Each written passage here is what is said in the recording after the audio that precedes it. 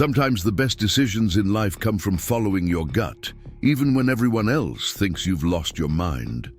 That's exactly what happened when I decided to trade my corner office for a cornfield, my designer suits for denim overalls, and my metropolitan lifestyle for the promise of mud-stained boots and early morning rooster calls.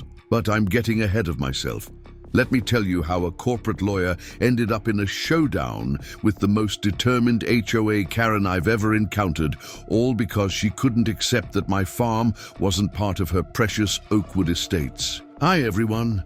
If you've ever dealt with someone trying to control your property or tell you what to do with your own land, this story is for you. Don't forget to subscribe and hit that notification bell because you won't want to miss what happens next. It all started 3 years ago.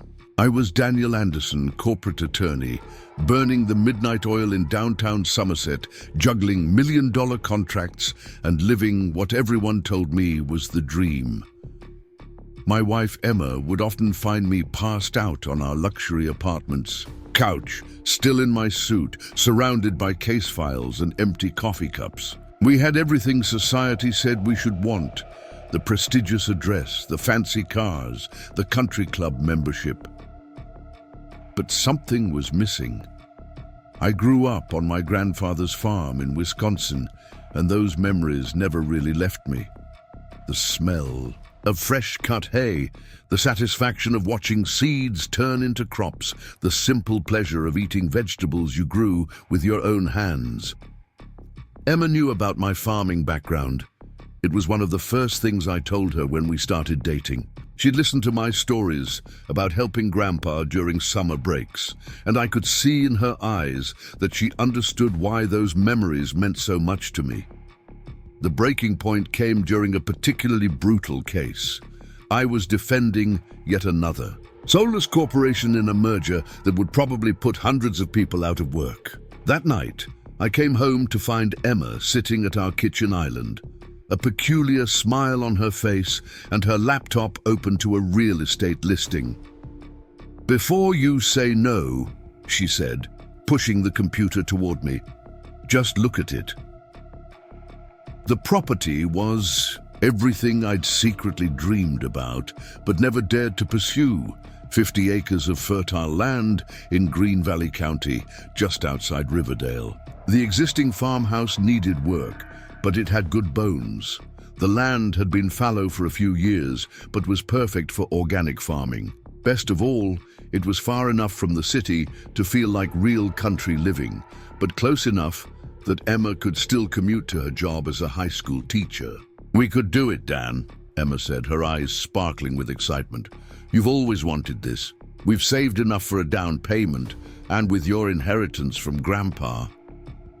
I stared at the screen, my heart racing. The price was reasonable. Apparently, the owner was eager to sell. But what about my career? My partners would think I'd lost my mind. My parents would be devastated. We'd be leaving behind everything we'd built in Somerset. Emma must have read my thoughts. "Sometimes," she said, squeezing my hand, "the biggest risk is never taking one at all." 2 months later, we were the proud owners of what we decided to call Silver Creek Farm, named for the small stream that ran through the property. The reactions from our friends and family ranged from confused to concerned. My law partners thought I was having a midlife crisis. Emma's parents worried we were throwing away our future. But we knew we were finally choosing the life we wanted, not the one others expected us to live. The farmhouse renovation took every spare moment and dollar we had. Emma continued teaching at a local school, while I threw myself into learning everything I could about modern farming techniques. YouTube became my best friend. Who knew there were so many channels dedicated to organic farming and homesteading? I connected with local farmers, especially Jim and Mary Cooper, who became our mentors and close friends.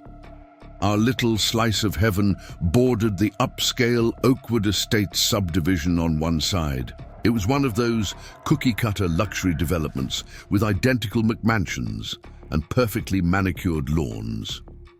While our property had been here long before their community existed, the developer had bought up surrounding land over the years, gradually building their neighborhood closer to our boundary line. At first, everything seemed fine. We were busy with our own projects, fixing up the farmhouse, preparing the soil, setting up our first greenhouse. We'd wave to the occasional neighbor walking their designer dog along the road, and they'd usually wave back, albeit with slightly puzzled expressions. I guess a lawyer-turned-farmer wasn't what they expected to see, manning a tractor in the early morning hours. The first 6 months were exhausting, but exhilarating. We converted the old barn into a functional workspace, planted our first crops, and even got a small flock of chickens. Emma loved collecting fresh eggs in the morning before heading to school, and I was finally starting to feel like a real farmer. The soil under my fingernails felt more honest than any contract I'd ever signed. But as spring turned to summer and our farm started taking shape, we began noticing changes in how our Oakwood Estates neighbors behaved. The friendly waves became fewer and further between. We'd catch people standing at their property lines, taking pictures of our farm equipment or our growing compost pile. Sometimes cars would slow down as they passed, the drivers clearly disapproving of something they saw. Looking back, I should have seen the storm coming, but I was too busy living our dream to notice the gathering clouds. I didn't know it then, but Patricia Richardson, self-appointed guardian of Oakwood Estates property values, was about to make it her personal mission to either force us into HOA compliance or drive us out completely. The first signs of trouble arrived on a sweltering July morning. I was out in the field setting up the irrigation system for our newly planted organic tomatoes when I heard the distinct sound of heels clicking against our gravel driveway. Looking up, I saw a woman marching toward me with the determination of someone who'd clearly rehearsed this confrontation in her mind. Her perfectly styled blonde hair seemed to defy the humidity, and her pressed khaki pantsuit looked absurdly out of place against the backdrop of our working farm. Patricia Richardson, as I would soon learn, had been waiting for this moment. She stood at the edge of our tomato field, designer handbag clutched like a shield, her nose wrinkling slightly at the smell of the organic fertilizer we'd recently applied. "Mr. Anderson," she called out, her voice carrying that particular tone of forced politeness that usually precedes an unpleasant conversation. "We need to discuss your situation." I wiped my hands on my work jeans and walked over, trying to maintain a friendly demeanor, despite her obvious distaste for her surroundings. "Good morning," I said, extending my hand. She ignored it, instead pulling out what appeared to be a thick folder from her bag. "I'm Patricia Richardson, head of the Oakwood Estates Homeowners Association Compliance Committee," she announced, as if bestowing a royal title. "I'm here because we've received numerous complaints about your property's violations of our community standards." For a moment, I thought I'd misheard her. "I'm sorry," I said, "but we're not part of Oakwood Estates. This is Silver Creek Farm. It's a separate property entirely." Patricia's perfectly manicured eyebrows arched in what I can only describe as practiced condescension. "That's a common misconception," she replied, flipping through her folder. "Your property falls within our sphere of influence, and as such, you're required to maintain certain standards. We can't have your activities affecting our property values." I couldn't help but laugh, which only seemed to irritate her further. "Ms. Richardson, this farm predates your development by decades. We're not part of your HOA, and we have no obligation to follow your rules." She pulled out a document with fluorescent sticky notes marking various pages. "According to our bylaws, any property adjacent to Oakwood Estates must maintain aesthetic consistency with our community standards. That means no livestock, no visible farm equipment, and certainly no commercial agricultural activities." The absurdity of her claims would have been amusing if she hadn't been so deadly serious. Those bylaws don't apply to us, I explained, drawing on my legal background.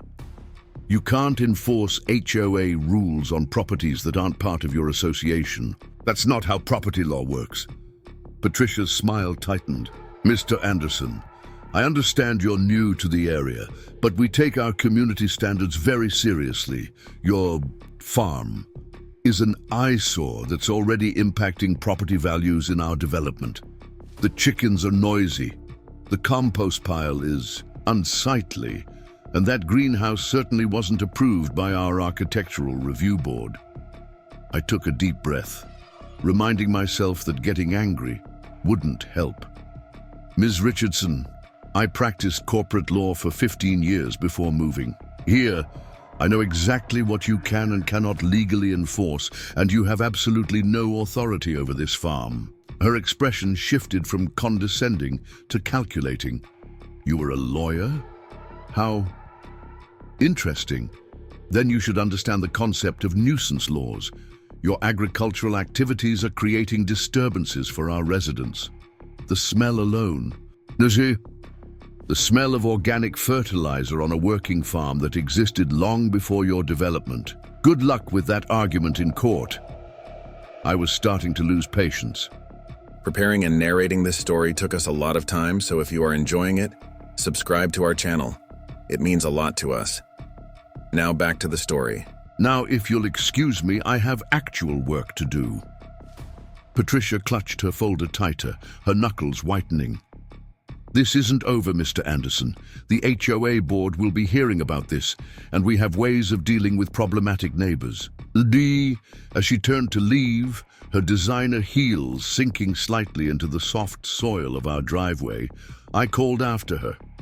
Ms. Richardson, you might want to look up right to farm laws before you waste the HOA's time and money. She didn't respond, but her rigid posture told me this was just the beginning of what would become an increasingly absurd battle. That evening, as Emma and I sat on our porch watching the sunset paint the sky in brilliant oranges and pinks, I recounted the bizarre encounter. Emma, always the more diplomatic of us two, tried to see it from their perspective. I guess if you've paid a fortune for a house in a perfectly manicured development, having a working farm next door might be jarring. But that's exactly why they shouldn't have bought houses next to farmland, I countered, sipping my coffee. We're not doing anything wrong. We're farming responsibly, using organic methods and maintaining our property. They can't just decide to extend their authority beyond their boundaries. Emma squeezed my hand. No, they can't. But something tells me Patricia Richardson isn't the type to accept that easily. She was right. Over the next few weeks, the harassment escalated in ways that would have been comical if they hadn't been so disruptive. First came the letters, official-looking documents from the HOA demanding we address various violations. Each one went straight into our growing file of evidence, accompanied by our lawyers' responses, explaining yet again that their HOA had no jurisdiction over our property. Then came the complaints to the county. Every other day, it seemed, a different inspector would show up to investigate reports of violations, noise complaints about our roosters, concerns about our organic fertilizer usage, allegations that our farm stand was operating without proper permits. Each time, we calmly presented our documentation, showing that everything was in complete compliance with agricultural zoning regulations. The inspectors, to their credit, quickly realized what was happening. Dave Wilson, the county's agricultural compliance officer, actually apologized during his third visit. "Look," he said, leaning against his truck, "I know you folks are doing everything by the book, but they keep filing complaints, and we have to investigate each one." "I understand," I told him, handing over our updated permits for the farm stand. "You're just doing your job. Coffee before you head out?" He accepted gratefully, and during that brief conversation, we gained another ally. Dave had grown up on a farm himself and understood the challenges we were facing. He also shared some valuable information. Apparently, Patricia Richardson had a history of similar behavior with other properties bordering Oakwood Estates. But Patricia was just getting started. One morning, we woke to find several of our fresh eggs for sale signs had been removed from the roadside. Our security cameras, installed after the first few incidents, caught her in the act, removing what she later claimed were unauthorized commercial advertisements in violation of community standards. The signs were on our property, completely legal under local ordinances, and her actions were technically theft. When I showed the footage to Sheriff Wilson, he agreed to have a deputy pay her a visit. The signs reappeared the next day, though. Patricia maintained she had found them blown into her yard by the wind. All 6 of them, apparently carried half a mile by a breeze no one else had noticed. The situation took a turn toward the bizarre when Patricia began organizing what she called community awareness walks. Groups of Oakwood Estates residents would parade along the public road bordering our property, carrying signs protesting our illegal agricultural activities and deterioration of neighborhood standards. Most of the residents looked embarrassed to be there, and the protests fizzled out after local news caught wind of it and ran a story about urban sprawl threatening traditional farming communities. Emma handled it all with remarkable grace, even when she overheard parents at her school discussing the troublemakers who were ruining Oakwood Estates. She simply invited her students' families to our weekend farm stand, where many of them became regular customers, much to Patricia's visible dismay. Our farm stand, in fact, became an unexpected point of contention. We'd set it up near the road, offering fresh eggs, seasonal vegetables, and honey from our newly established beehives. It was perfectly legal under local agriculture laws and quickly became popular with locals, including, ironically, several Oakwood Estates residents who would sneak over when they thought Patricia wasn't watching. One Saturday morning, Patricia appeared at the stand, phone in hand, photographing everyone who made a purchase. "I'm documenting all unauthorized commercial activities," she announced loudly, causing several customers to stare in disbelief. "The HOA board will be very interested to know who's supporting this violation of our community standards."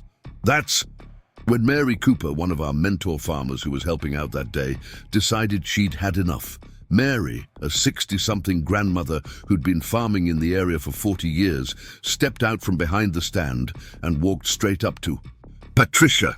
"Young lady," she said, in a tone that could only come from decades of dealing with nonsense. "I've watched this valley change for 40 years. I've seen farms turned into subdivisions, and I've kept my peace about it. But if you think you can bully these good people who are working hard to grow honest food for their community, you've got another thing coming." Patricia took a step back, clearly unprepared for direct confrontation from someone who wasn't intimidated by her HOA authority. "This is a private matter between the HOA and property owners in violation of our standards," she started, but Mary cut her off. "Honey, I served on the county agricultural board for 20 years. I know every farming regulation in this valley, and I know exactly what HOAs can and cannot do. Now, are you going to buy some tomatoes, or are you going to stop harassing my friends?" The small crowd that had gathered burst into applause as Patricia stormed off, her phone clutched tightly in her manicured hands. For a moment, it felt like a victory. But Emma and I knew better. People like Patricia Richardson don't give up easily when their perceived authority is challenged. That night, as we sat in our farmhouse kitchen, going over the day's events, we received an email that confirmed our suspicions. The Oakwood Estates HOA board, under Patricia's guidance, had voted to pursue legal action against Silver Creek Farm for ongoing violations of community standards and persistent devaluation of adjacent properties. Emma read the email over my shoulder, her hand resting supportively on my back. "They can't win this," she said quietly. "They have no legal standing." "No, they can't win," I agreed, already drafting a response in my head. but they can make our lives difficult for a while. I looked out our kitchen window at the fields we'd worked so hard to bring back to life, the greenhouse glowing softly in the twilight, and the ancient oak tree that had become our favorite spot for morning coffee. The question is, how far are they willing to go, and how much are we willing to put up with? Emma's answer was immediate and firm. This is our home, Dan. We're not letting anyone drive us away from it. She was right, of course. We'd left our comfortable city life to build something real, something meaningful. We weren't about to let Patricia Richardson and her HOA crusade destroy that dream. But as we would soon discover, the battle was about to escalate in ways we never could have anticipated, forcing us to decide just how far we were willing to go to protect our right to farm. The real question wasn't whether we could win. The law was clearly on our side. The question was whether we could endure the storm that was coming, and whether our little farm could survive becoming the centerpiece of a battle that would soon divide the entire community. Little did we know, Patricia, Richardson's next move would force us to fight not just for our farm, but for the very future of agriculture in our valley. The morning after receiving the HOA's legal threat, I woke before sunrise to find our farm surrounded by small yellow flags. They dotted the entire perimeter of our property, concentrated heavily along the border we shared with Oakwood Estates. Each flag bore the logo of Premier Property Surveyors, and attached to our front gate was a notice of imminent property line verification, commissioned by none other than the Oakwood Estates Homeowners Association. I was inspecting one of the flags when Bob Stevens, our elderly neighbor from the farm down the road, pulled up in his weathered pickup truck. "Trouble with the city folk?" he called out, climbing down from his vehicle with the careful movements of someone who'd spent decades working the land. "HOA thinks they can claim jurisdiction over our farm," I explained, showing him the survey notice. Bob's weathered face crinkled with concern as he read it. "Ain't that something?" he muttered, shaking his head. "You know, back in '82, we had a developer try something similar with the Johnson place. Tried to say their new subdivision's rules applied to all adjacent properties. Didn't work then, won't work now." As we talked, Emma emerged from the house carrying 3 mugs of coffee. She'd learned quickly that early morning farm conversations never lasted just a few minutes. Bob accepted his mug gratefully, and we stood there watching the sunrise paint our fields in soft golden light. "Thing is," Bob continued, "these folks move out here for what they call the rural atmosphere, then spend all their time trying to make it look like the city they left behind. No offense to your previous life," he added with a wink in my direction. Emma smiled. "None taken. We left that life for a reason." Our conversation was interrupted by the arrival of a sleek black SUV that pulled up alongside our gate. A man in an expensive suit emerged, followed by Patricia Richardson herself, looking particularly pleased with herself this morning. "Mr. Anderson," the man called out, striding toward us with an air of authority that seemed practiced. "I'm Richard Taylor, president of the Oakwood Estates HOA board. I see you've noticed our survey markers." I set my coffee down on a fence post. Hard to miss them, considering they're trespassing on our property. Richard's smile didn't waver. "Actually, that's exactly what we're here to discuss. Our research indicates that the original property lines may have been incorrectly drawn. If our preliminary findings are correct, a significant portion of your southern field falls within Oakwood Estates jurisdiction." Bob Stevens let out a short laugh. "Son, I've farmed next to this property for 40 years. Those boundaries were set before your fancy development was even a gleam in some developer's eye."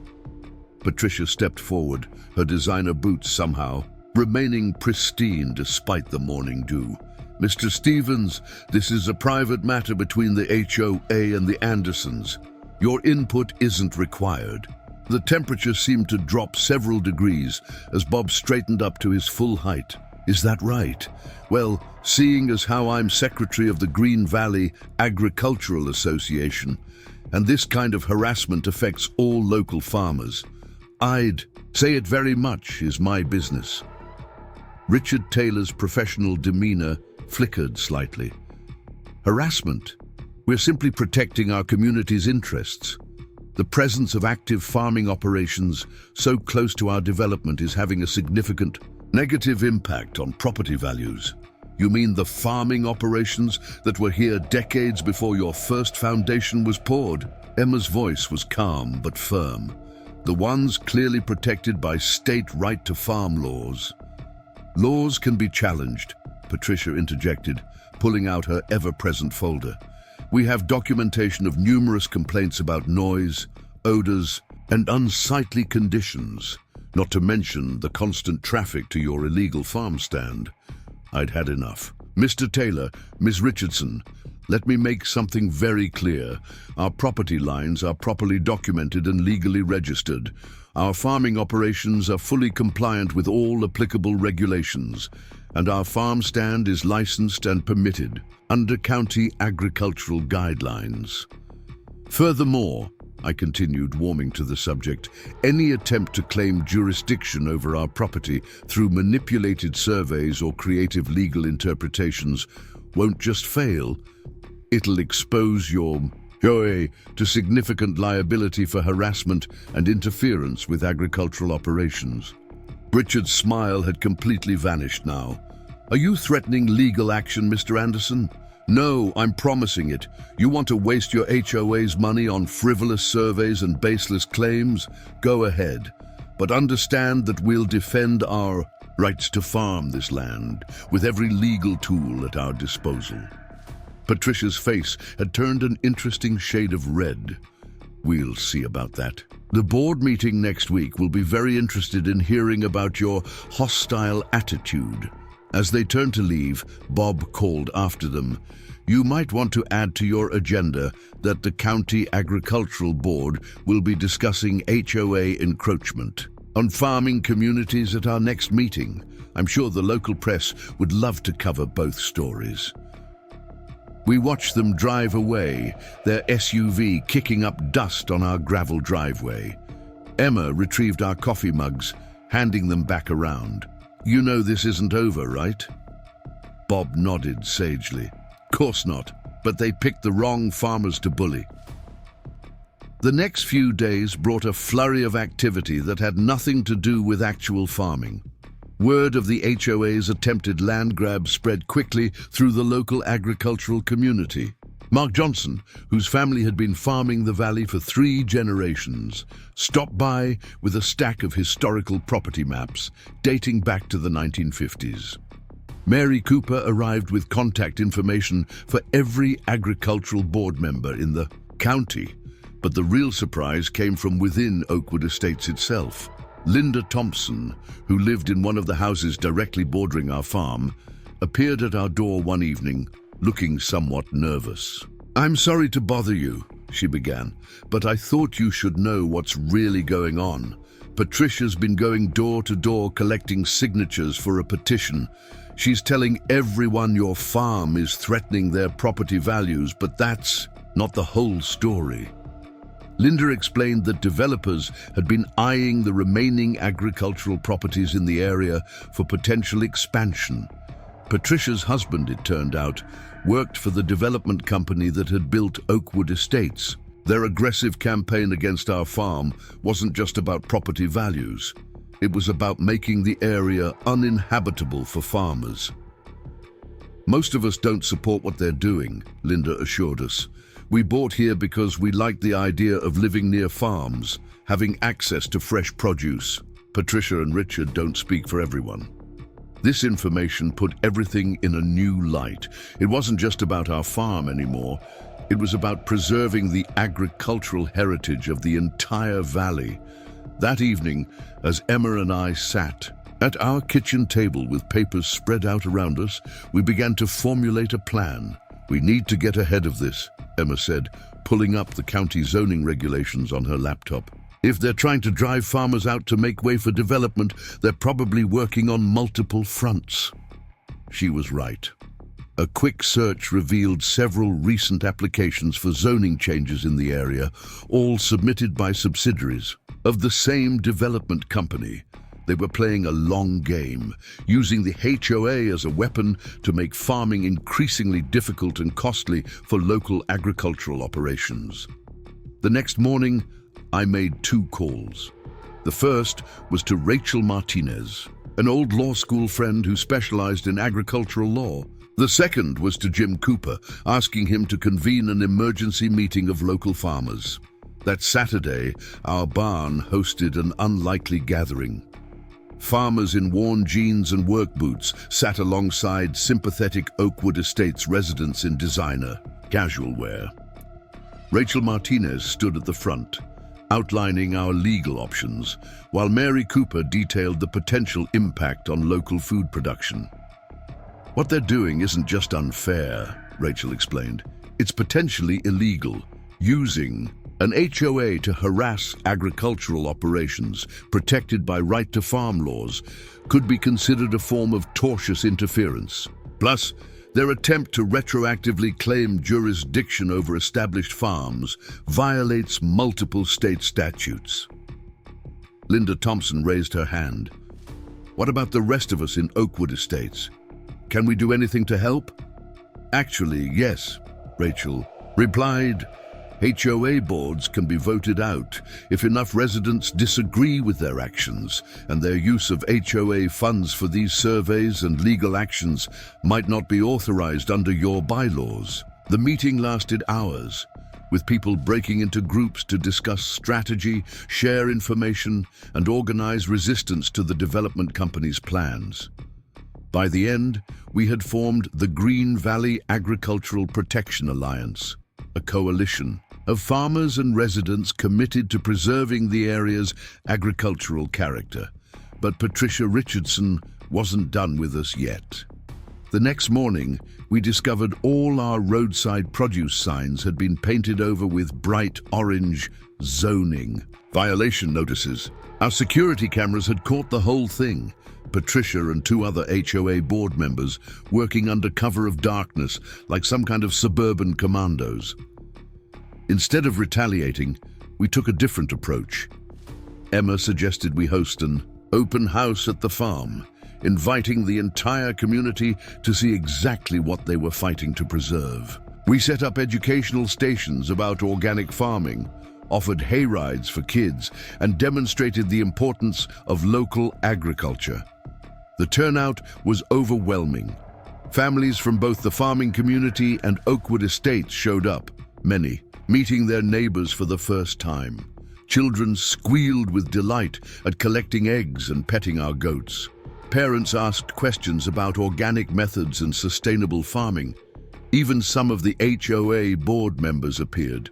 Though Patricia and Richard were notably absent, the event's success sparked an idea.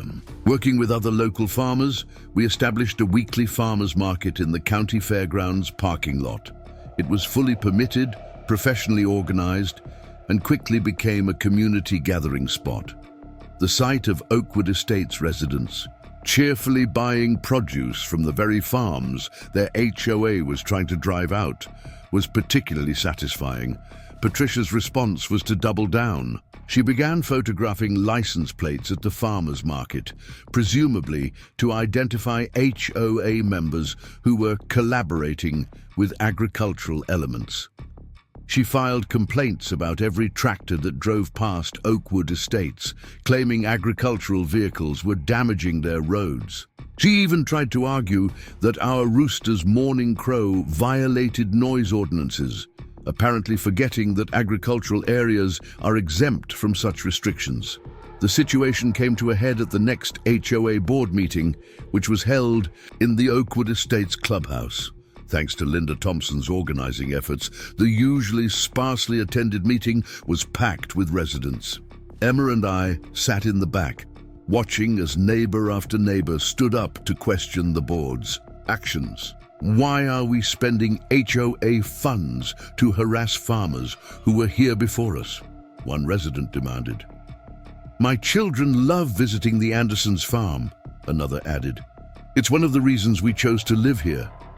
Richard Taylor tried to maintain control of the meeting, but the momentum had shifted. When Linda Thompson presented a petition signed by over 70% of Oakwood Estates residents, calling for an immediate end to anti-farm activities, the board's united front began to crack.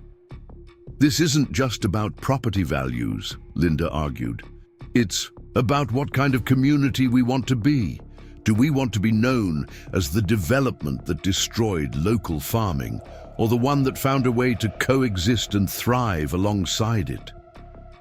Patricia's response was predictably dramatic. She stood up, clutching her folder like a shield, and launched into a speech about declining property values and the dangers of uncontrolled agricultural expansion.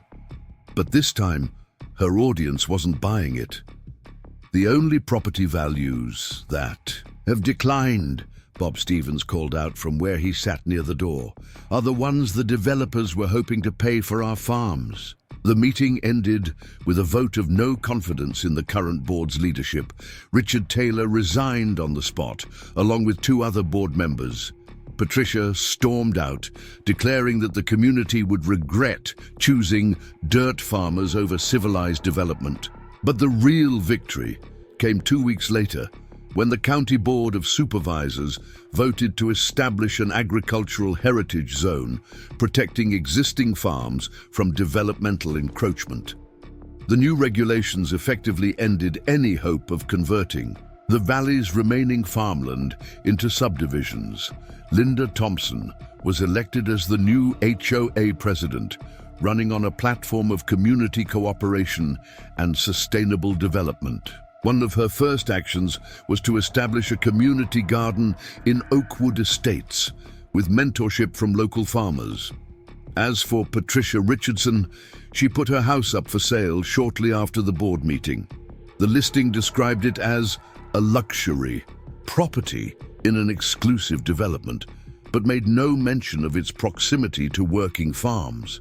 Last we heard, she'd moved to a gated community in the city where she could presumably enforce rules to her heart's content. Today, Silver Creek Farm is thriving. Our farm stand has expanded into a small market, selling not just our produce, but goods from other local farms as well. We host regular educational events for schools, teaching children about sustainable agriculture and the importance of local food systems. And yes, our rooster still crows every morning, but now most of our neighbors consider it part of the area's charm. The fence between our farm and Oakwood Estates still stands, but these days, it's more of a meeting place than a boundary. Residents stop to chat while we're working in the fields, asking about the crops or sharing recipes for the vegetables they've bought. Children from the development help collect eggs and learn about composting in our weekend programs. Even some of the former HOA board members have become regular customers, though they tend to avoid mentioning the Great Farm War, as it's now jokingly called. Emma and I often sit on our porch in the evenings, watching the sunset paint the sky in brilliant colors above our fields. Sometimes we talk about how close we came to losing it all, how one person's narrow vision of progress almost destroyed something irreplaceable. But mostly we talk about the future, about expanding our educational programs, trying new crops, and continuing to build bridges between the farming and residential communities. Because in the end, that's what this fight was really about. Not just protecting our right to farm, but preserving a way of life that benefits everyone.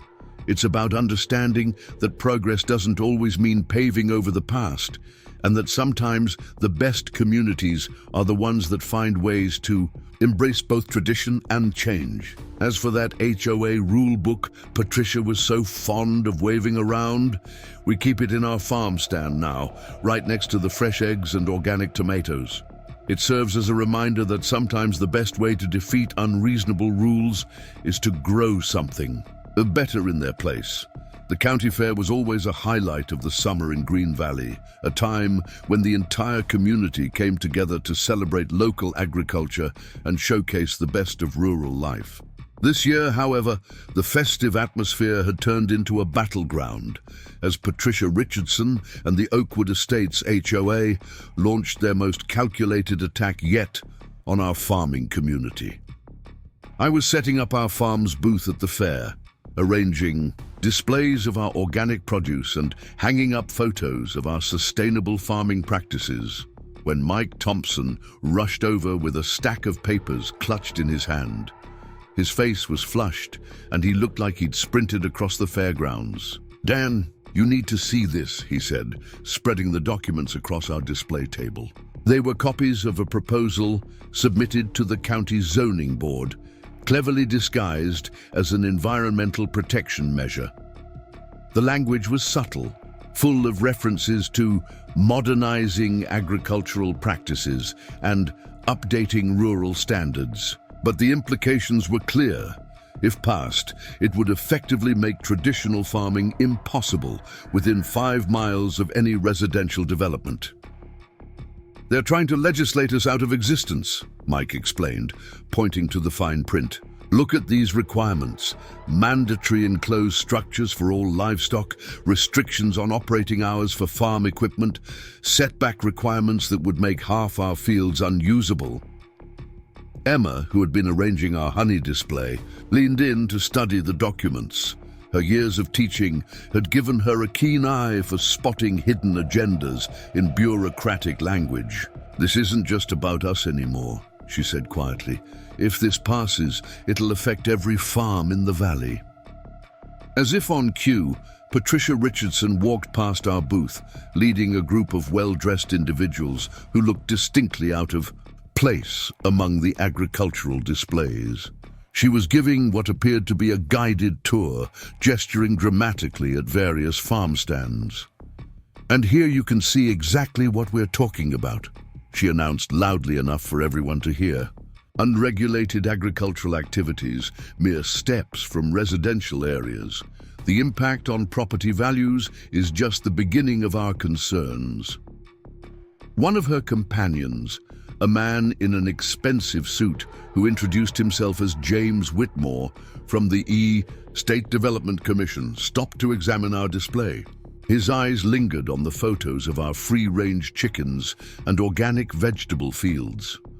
"Quite a rustic operation you have here," he remarked, his tone making it clear that rustic wasn't a compliment. "Have you considered the benefits of modernizing your approach? Perhaps something more controlled?" Before I could respond, Mary Cooper appeared at my side. Despite being in her 60s, she had a way of commanding attention that made even suited bureaucrats take notice. "Controlled like those factory farms that pollute groundwater and abuse animals?" she asked sweetly.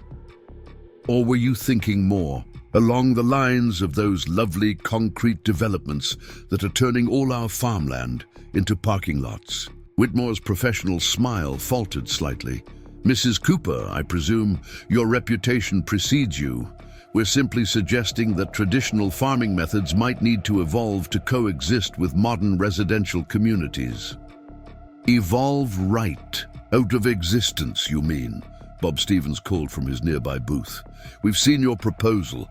Quite an interesting read, especially the part about agricultural modernization zones that just happen to match the exact boundaries of proposed development projects." Patricia's tour group started to look uncomfortable as more farmers gathered around. The tension in the air was palpable, years of frustration with suburban encroachment bubbling to the surface. But it was Linda Thompson who diffused the situation. "In the most unexpected way, Mr. Whitmore," she said, stepping forward. "As the current president of the Oakwood Estates HOA, I think you should know that our community officially opposes any measures that would restrict local farming operations.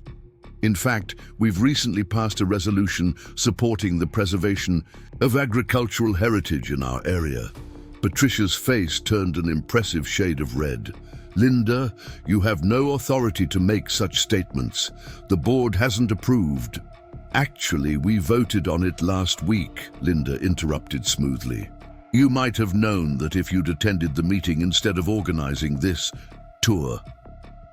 The confrontation at the fair marked a turning point in our ongoing battle. It was no longer just about one HOA's attempts to control neighboring farms. It had escalated into a fight for the very survival of farming in Green Valley. That evening, after the fair closed for the day, an emergency meeting was called at our barn. The gathering was unlike anything I'd seen before. Farmers in dusty work clothes sat alongside suburban homeowners in business casual. Rachel Martinez, our legal counsel, stood at the front, outlining the implications of the proposed zoning changes. The more she explained, the more evident it became that this was a carefully orchestrated attempt to force agricultural operations out of the valley. The language is clever, Rachel admitted, highlighting key passages in the proposal. They're framing it as environmental protection and quality of life improvements. But look at these requirements.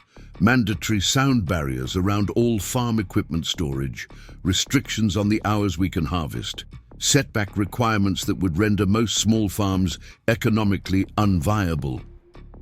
Jim Cooper raised his hand. What about the right to farm laws? Don't they protect us from this kind of interference? Rachel nodded. They do, but this proposal includes a provision for creating agricultural transition zones where those protections would be limited. Once an area is designated for transition, farms would have to comply with these new regulations or face steep fines. The discussion continued late into the night as we formulated a response strategy. Linda Thompson proved to be an unexpected ally, offering insights into the politics of suburban development and suggesting ways to rally support from residential communities. Most people who move to areas like Oakwood Estates do so because they want some connection to rural life, she explained. They're not looking to destroy it. We need to show them what they stand to lose if these farms disappear. Eva, the educator, suggested a series of community engagement events. We need to make this personal, she said. It's easy to support harmful regulations when you think of farms as abstract entities. It's harder when you know the farmers, when your kids have collected eggs from their chickens, when you've learned how their work puts food on your table. The plan that emerged was ambitious. We would transform our resistance into a movement for agricultural preservation, combining legal challenges with public education and community outreach. Each farm would host open houses, offering tours and workshops to help people understand the importance of local agriculture. But Patricia and her allies weren't going to make it easy. The next morning, we discovered they'd already launched their counter-offensive. Glossy flyers appeared in every mailbox in Oakwood Estates, warning about the health risks of living near agricultural operations.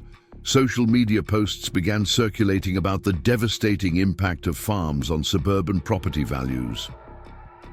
The propaganda campaign was sophisticated and well-funded, playing on people's fears and misconceptions about farming. They posted selective photos of our compost piles and farm equipment, carefully angled to look as unappealing as possible. They hired environmental consultants to produce reports about the supposed dangers of organic fertilizers and free-range livestock. We needed to respond, but we had to be smart about it. Rather than engaging in a war of words, we decided to let our actions speak for themselves. The weekend after the flyers appeared, we launched our first community education day. The event transformed our farm into an interactive learning experience. Stations were set up throughout the property, each demonstrating a different aspect of sustainable agriculture. Children could help collect eggs and plant seeds in the greenhouse. Adults learned about organic pest control methods and the benefits of crop rotation. Local chefs gave cooking demonstrations using fresh produce from our fields. The turnout was overwhelming. Families from both farming and suburban communities filled our property, engaging with each other and discovering the reality behind the propaganda. Even some of Patricia's supporters couldn't resist bringing their children to pet the baby goats and taste fresh honey straight from our hives. The education initiative sparked something unexpected, a genuine dialogue between the farming and suburban communities. People began to see beyond the stereotypes and fear-mongering. Oakwood Estates residents, who had initially supported the new regulations, started questioning the motives behind them. But the real breakthrough came from an unlikely source. During one of our workshop sessions, James Whitmore's teenage daughter, who had attended despite her father's objections, became fascinated with our beekeeping operation. She spent hours learning about colony collapse disorder and the importance of pollinators in agriculture. 2 weeks later, she presented a research project at her high school about the environmental impact of losing local farms. The presentation went viral on social media, shared thousands of times by students and parents alike. It was a powerful counter to her father's narrative, made more compelling by coming from within the very community that was supposed to oppose us. The movement grew beyond our expectations. Other farms in the valley began hosting their own education days. Local restaurants started featuring special menus, highlighting produce from farms threatened by the new regulations. School groups organized field trips to learn about sustainable agriculture and food security. Patricia and her allies tried to maintain control of the narrative, but their tactics began to backfire. When they posted photos of farm equipment cluttering the rural landscape, local artists responded with a photo exhibition celebrating the beauty of working farms. When they complained about the noise of early morning farming operations, musicians organized a dawn concert in our fields, incorporating the natural sounds of farm life into their performances. The conflict reached its climax at a county zoning board hearing. The room was packed with supporters from both sides, but the atmosphere was different from previous confrontations. Instead of anger and accusations, the discussion focused on finding ways for agricultural and residential communities to coexist and thrive together. One by one, people stepped up to testify. Farmers shared their stories of working the land for generations. Suburban residents spoke about the value of having access to local food and open spaces. Children talked about their experiences learning where their food comes from. The most powerful testimony came from an unexpected source: Linda Thompson's elderly mother, who had moved to Oakwood Estates to be closer to her family. She spoke about growing up on a farm during the Great Depression and how local agriculture had kept communities alive during hard times. "When you pave over farmland," she said, her voice strong despite her age, "you're not just destroying fields and barns, you're erasing history, knowledge, and community. Once it's gone, you can't get it back." The zoning board's decision was unanimous. Not only did they reject the proposed regulations, but they also established new protections for agricultural land in the valley. The victory was more than just a legal win. It represented a fundamental shift in how our community viewed the relationship between suburban development and farming. In the aftermath, something remarkable happened. Instead of continuing their opposition, many of the original supporters of the anti-farm regulations began looking for ways to bridge the divide between suburban and agricultural interests. The Oakwood Estates, HOA, under Linda's leadership, established a community agriculture committee to work directly with local farmers on addressing concerns and fostering cooperation. Even James Whitmore, perhaps influenced by his daughter's passion for beekeeping, modified his development company's approach. Their new projects began incorporating agricultural elements, community gardens, farmers' markets, and educational partnerships with local farms. Patricia Richardson, however, remained unmoved. She put her house on the market and moved to a fully urbanized area, declaring that she couldn't live in a community that had chosen chaos over civilization. Her departure was met with little fanfare, but it marked the end of an era of conflict between our farm and Oakwood Estates. Today, our farm has become a model for how agricultural and residential communities can not only coexist, but strengthen each other. We still face challenges. The pressure of development hasn't disappeared entirely, and there are always new regulations to navigate. But we face them together as a community that understands the value of preserving its agricultural heritage while embracing thoughtful progress. The autumn harvest was in full swing when we received the official notice from the State Environmental Protection Agency. I was knee-deep in our pumpkin patch, helping Emma select the best ones for our upcoming fall festival, when Mark Johnson's truck came barreling down our driveway, kicking up clouds of dust in its wake. The look on his face told me something was seriously wrong before he even opened his mouth. "They're trying to shut down the watershed," he said, handing me a thick envelope covered in official seals. "All of it. Every farm that uses water from Silver Creek is under investigation." As I read through the documents, my heart sank. The environmental impact study, commissioned by a supposedly independent research firm, claimed that agricultural runoff from farms in our valley was contaminating the watershed. The timing wasn't coincidental. The firm's letterhead matched the development company that Patricia Richardson's husband worked for. "This is different from their previous attacks," Emma said, wiping dirt from her hands as she studied the papers. "They're not just coming after individual farms anymore. They're trying to cut off our water supply." The implications were staggering. Without access to Silver Creek, most farms in the valley would be unable to irrigate their crops. It was a masterful strategy. Instead of fighting us directly, they were using environmental regulations to make farming impossible. The fact that we all practiced sustainable organic farming methods seemed irrelevant to the investigation. I called Rachel Martinez immediately, but her response wasn't encouraging. "They've done their homework this time," she said, the worry evident in her voice. "The study looks legitimate on paper. They've hired respected scientists, gathered data over months, and presented it in a way that would be hard to challenge without extensive counter-research." That evening, we convened an emergency meeting at the old Thompson barn. The usual crowd was there: Bob Stevens, Mary Cooper, the Johnsons.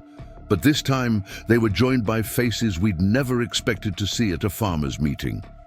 Linda Thompson had brought half the Oakwood Estates HOA board, and James Whitmore's daughter, Sarah, sat in the front row, frantically taking notes on her laptop.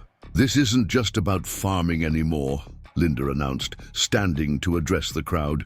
"If they succeed in shutting down the watershed, it'll affect everyone in the valley. Our water rates will skyrocket, property values will plummet, and the entire ecosystem could be compromised." Sarah Whitmore raised her hand, her face flushed with excitement. "I've been analyzing their data," she said, turning her laptop around to show a series of graphs. "There are inconsistencies in their methodology. They only took samples during peak runoff periods, and they didn't account for natural mineral content in the soil. The revelation that James Whitmore's own daughter was helping us fight his company's plans would have been amusing if the situation wasn't so serious. Sarah, it turned out, had been secretly interning with a local environmental science lab, inspired by her experiences at our farm's educational programs. "Dad doesn't know I'm here," she admitted, "but what they're doing isn't right. They're manipulating environmental protection laws to destroy the very ecosystems they claim to be protecting." The meeting lasted well into the night as we formulated a response strategy. We needed our own environmental impact study, but professional research firms were expensive and time was short. That's when Linda Thompson made an unexpected proposal. "What if we crowdfunded it?" she suggested. "Between the farming community and Oakwood Estates residents, we must have thousands of potential donors. People care about their water supply, and they care about local farms." Mary Cooper built on the idea. We could make it a community science project. Sarah's not the only one with research skills. We have retired scientists living in Oakwood Estates, university students who buy from our farm stands, even some of our own children who are studying environmental science. The enthusiasm in the room was contagious. People started forming committees on the spot. One group to handle fundraising, another to coordinate with local universities, a third to organize community education about watershed protection. Even Bob Stevens, who usually avoided anything involving computers, volunteered to help set up a social media campaign. The next few weeks were a blur of activity. During the day, we maintained our regular farming operations while hosting teams of volunteer researchers who collected water samples and soil data. In the evenings, we attended community meetings, gave presentations about sustainable farming practices, and worked with our new allies to build our case. The crowdfunding campaign exceeded all expectations. Linda's network of HOA contacts spread the word through suburban communities across the county. Sarah's social media posts about saving local farms went viral, drawing support from environmental groups nationwide. Local businesses, realizing the economic impact of losing family farms, made significant contributions. But our opponents weren't sitting idle. Patricia Richardson, though no longer living in the area, seemed to have made it her personal mission to support the watershed shutdown. She appeared on local news shows, presenting herself as an environmental advocate concerned about water quality. The development company launched its own publicity campaign, promising to replace farms with eco-friendly planned communities that would protect natural resources. The turning point came from an unexpected source. One evening, as I was reviewing water quality data with Sarah in our farmhouse kitchen, she suddenly sat up straight, her eyes wide with recognition. "I know these numbers," she said, scrolling through the development company's report. "I've seen them before. In my father's study of urban runoff patterns from last year, they've recycled data from a completely different project." Her discovery was the break we needed, working late into the night. Sarah and a team of volunteer scientists documented numerous instances where the company's environmental impact study had misused or manipulated data. They found sampling sites that didn't exist, methodology that violated basic scientific principles, and conclusions that contradicted the evidence. The story broke in the local press on a Wednesday morning. By Wednesday afternoon, state environmental officials were calling for a formal investigation into the development company's research practices. By Thursday, James Whitmore was facing questions from his own board of directors about the company's methods. The confluence of events led to an unprecedented town hall meeting at the county courthouse. The grand old building was packed to capacity, with crowds spilling out onto the steps outside. Farmers in work boots stood shoulder to shoulder with suburban homeowners in business attire, all united in concern for their watershed. I took the podium first, presenting our community's counter-study. The data was clear. Not only were local farms not damaging the watershed, but our sustainable practices were actually improving water quality compared to urban development. Sarah followed with a detailed analysis of the flaws in the development company's research, her voice trembling slightly as she publicly challenged her father's company. The moment that changed everything came when James Whitmore himself asked to speak. He walked to the front of the room, looking older and more tired than I'd ever seen him. What followed was something none of us had expected, a full confession and apology. "I've spent my career believing that progress meant replacing farms with housing developments," he said, his voice heavy with emotion. "It took my own daughter to show me how wrong I was. These farms aren't just businesses, they're vital parts of our ecosystem and our community." The revelation that one of our strongest opponents had switched sides sent shockwaves through the development company's camp. Within days, they withdrew their environmental complaint and issued a statement supporting sustainable agriculture in the valley. Patricia Richardson's attempts to continue the fight fell flat without corporate backing. But the real victory wasn't just in stopping the watershed shutdown.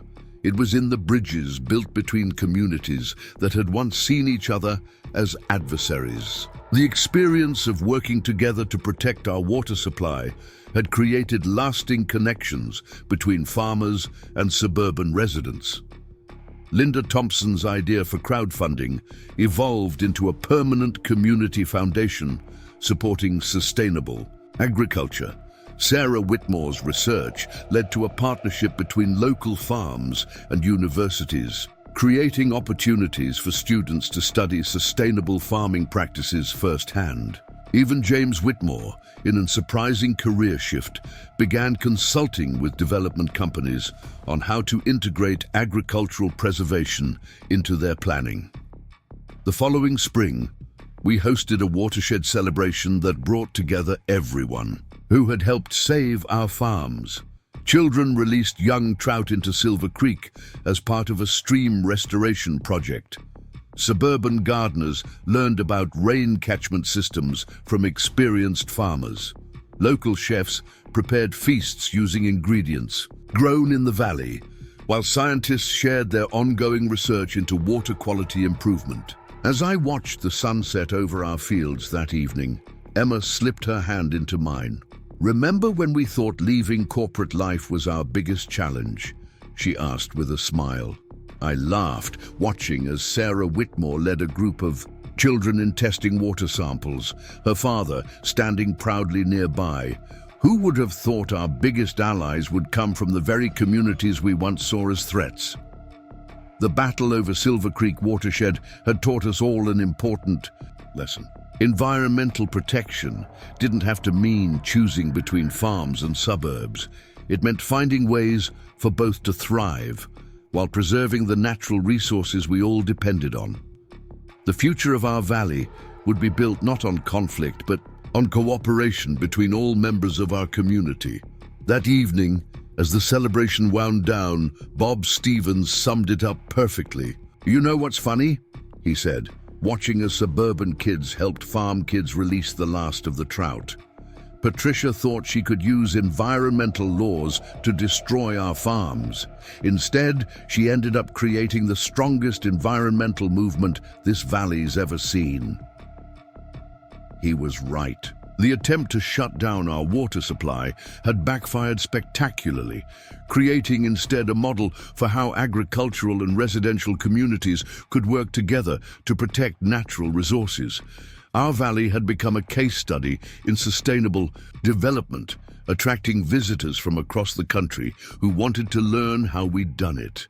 The following months brought more positive changes. The State Environmental Protection Agency, impressed by our community's approach to watershed management, began using our valley as a template for agricultural suburban cooperation. Local schools incorporated watershed science into their curriculum, with students regularly visiting farms to learn about water conservation and sustainable agriculture. Even Patricia Richardson's final attempt to discredit us, a scathing opinion piece in the local paper about the rural takeover of suburban communities, only served to highlight how out of touch her views had become. The response came not from farmers, but from her former neighbors in Oakwood Estates, who wrote about how their lives had been enriched by embracing their agricultural heritage. Today, Silver Creek runs clear and strong through our valley, nourishing farms and communities that have learned to grow together. The watershed that our opponents tried to use to divide us has instead become a symbol of unity, proving that when people work together, it's possible to preserve both agricultural traditions and suburban prosperity. As for our farm, we've expanded our educational programs to include water conservation workshops and stream ecology classes. Every spring, new groups of students release trout into Silver Creek, continuing the tradition that began during our watershed battle.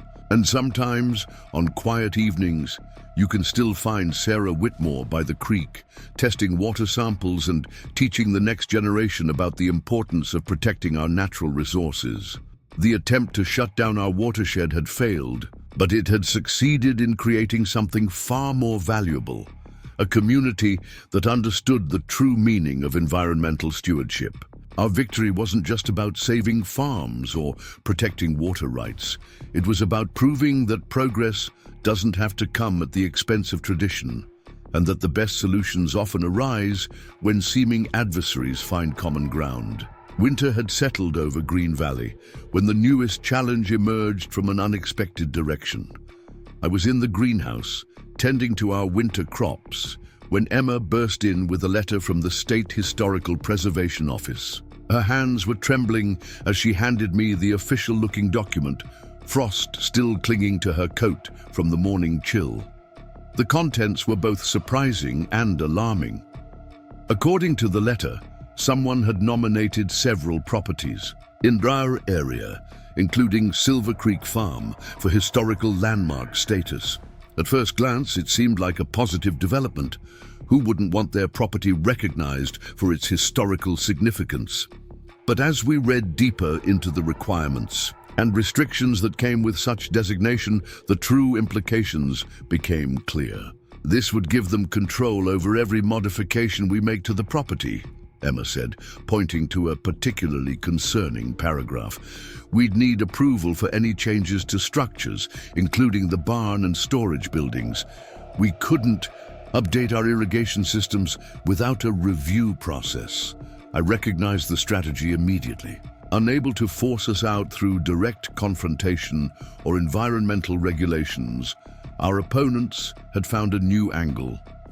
Historical preservation laws could effectively freeze our ability to adapt and modernize our farming operations, making it increasingly difficult to remain competitive in modern agriculture. A quick call to Mark Johnson confirmed our suspicions. His farm had received a similar letter, as had several other properties in the valley. The common thread: all were working farms that had successfully resisted previous attempts at development. It's clever, Rachel Martinez admitted when we consulted her. Historical landmark status is usually something communities fight for, not against. Fighting this could make us look like we're opposing cultural preservation. That evening, we gathered at the Cooper's farm for an emergency meeting. The old barn, warmed by portable heaters, and the bodies of concerned farmers and community members buzzed with worried conversation. But this time, the atmosphere was different. Instead of panic or anger, there was a sense of determination. We'd faced down threats before, and we'd found that unity was our strongest defense. Linda Thompson, who had become one of our most valuable allies, raised an interesting point. What if we turned this around on them? She suggested, her eyes bright with inspiration. Instead of fighting the historical designation, what if we embraced it, but on our own terms? Her idea was brilliant in its simplicity. Rather than opposing the historical preservation effort, we could expand it. Not just preserving buildings, but celebrating the living history of farming in our valley.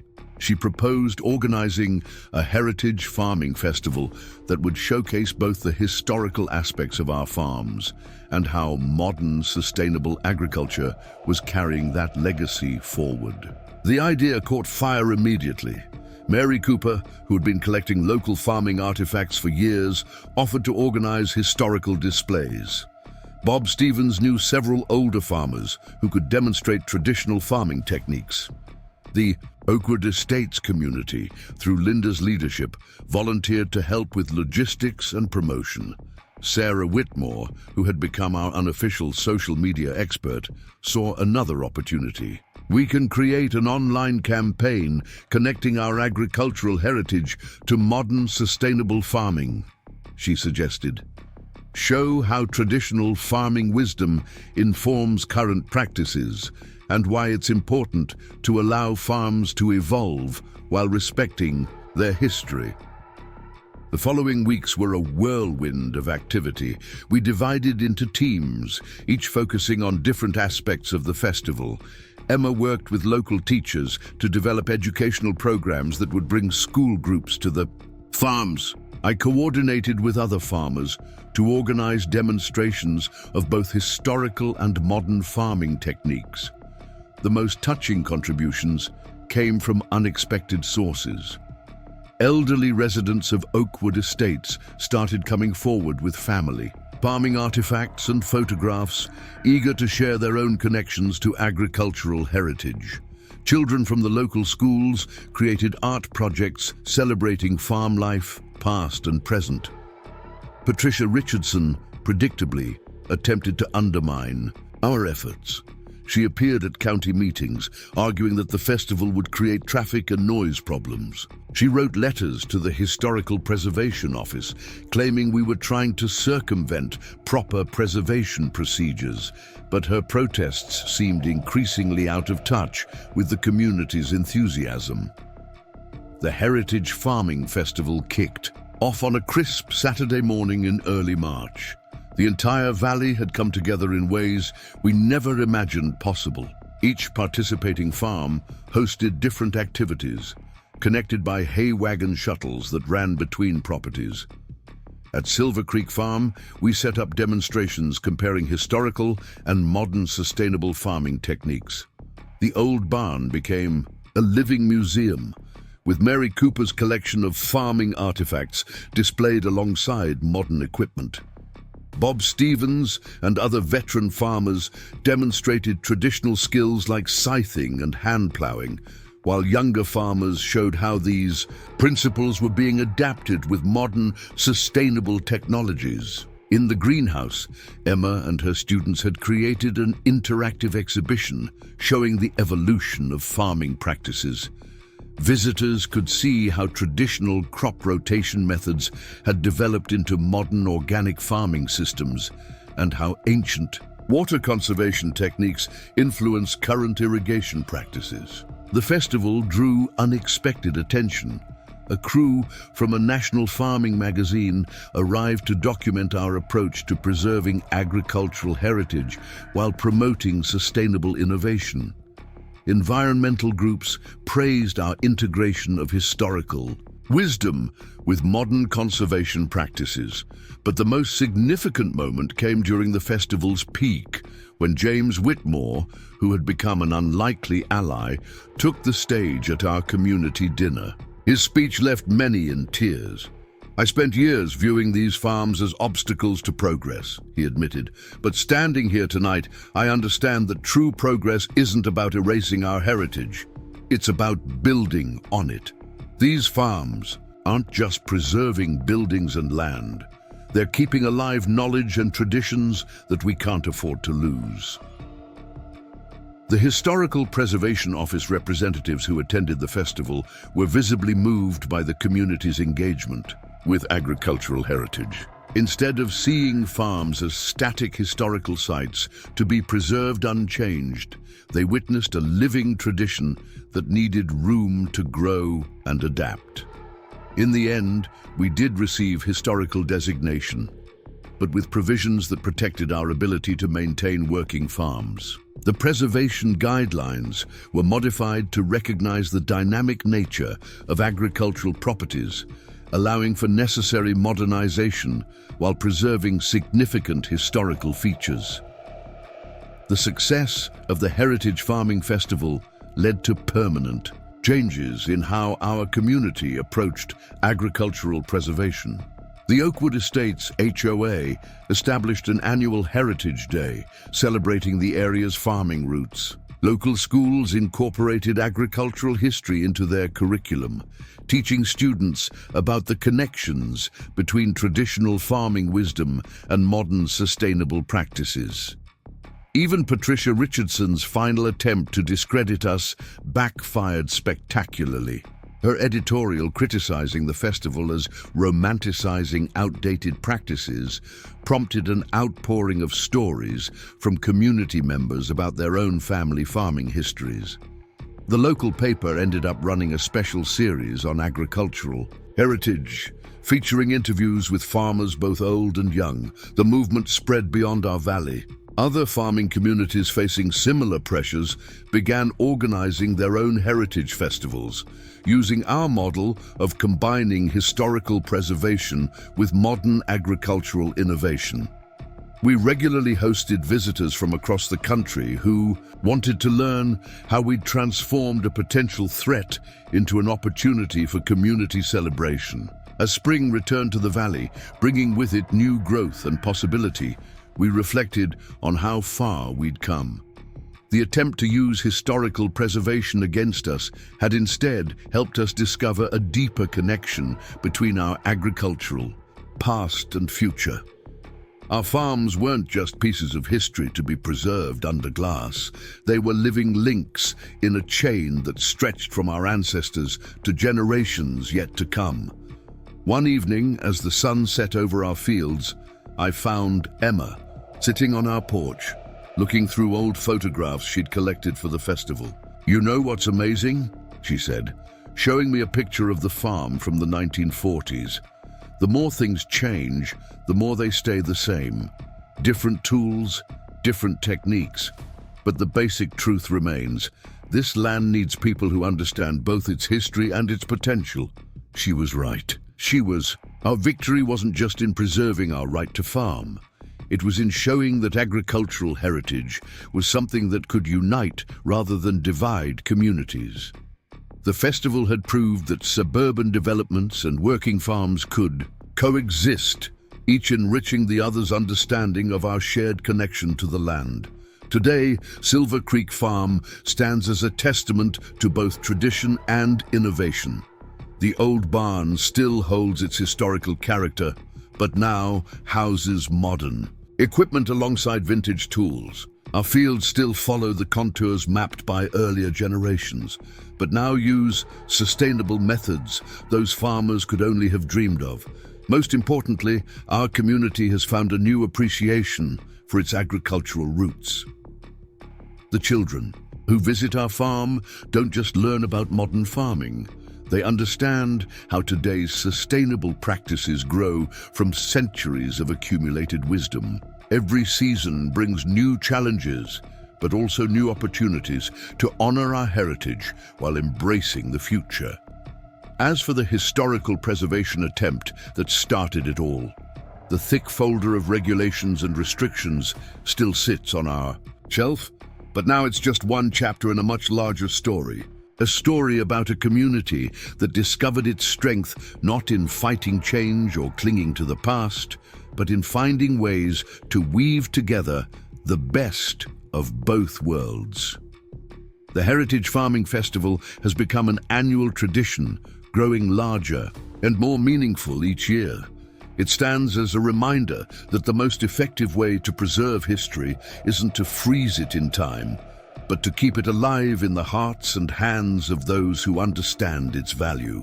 And perhaps that's the greatest lesson we learned from all our battles, that the best way to honor our agricultural heritage is to keep it growing, changing, and thriving for future generations. Spring brought more than just new growth too. Green Valley, it ushered in an unexpected technological battleground that would test our farming community in ways we never imagined.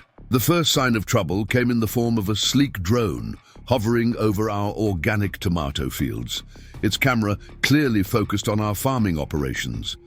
I was installing new irrigation lines when I noticed the distinctive whirring sound above.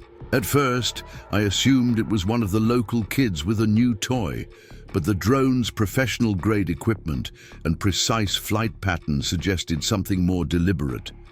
Emma, who was teaching a group of visiting students about organic pest control, pointed up at the device with concern. "That's the third time this week," she said, shielding her eyes from the sun. "And it's always focusing on specific areas: the compost facility, the greenhouse, the equipment storage." Our suspicions were confirmed when Mike Thompson stopped. By later that afternoon, his usual cheerful demeanor replaced by worried frustration. "They're mapping everything," he explained, pulling out his tablet to show us a sophisticated 3D rendering of our valley. Someone's creating detailed surveys of all the farms that rejected the development offers. The drone surveillance was just the beginning. Within days, our social media accounts were flooded with negative comments about our farming practices. Anonymous users posted edited clips from the drone footage, making our organic composting look like environmental hazards and our free-range livestock appear neglected. Each post tagged local regulatory agencies and environmental groups. Linda Thompson, who had become our trusted ally within Oakwood Estates, recognized the digital warfare tactics immediately. "This is professional," she said during an emergency meeting at our barn. "The timing, the messaging, the strategic tagging. Someone's hired a high-end PR firm to discredit your operations." A quick investigation revealed that the campaign was being orchestrated by a newly formed organization called Modern Community Standards Initiative, a seemingly innocuous name that masked its true purpose. The group's website was filled with carefully worded concerns about agricultural practices near residential areas, all supported by selectively edited drone footage. Sarah Whitmore, still our resident tech expert, dug deeper into the organization's digital footprint. The website was registered through a shell company, she reported, her laptop illuminating her focused expression. But look at this. Their content management system is the same one used by Patricia Richardson's husband's development company. The technological assault expanded rapidly. Our online farm stand reviews were bombarded with fake negative experiences. Automated bots spread misinformation about our farming practices across local community forums. Even our educational program registrations were targeted by denial-of-service attacks that crashed our booking system.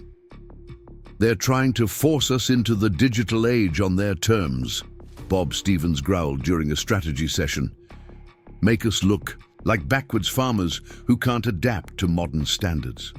But our community had learned from previous battles.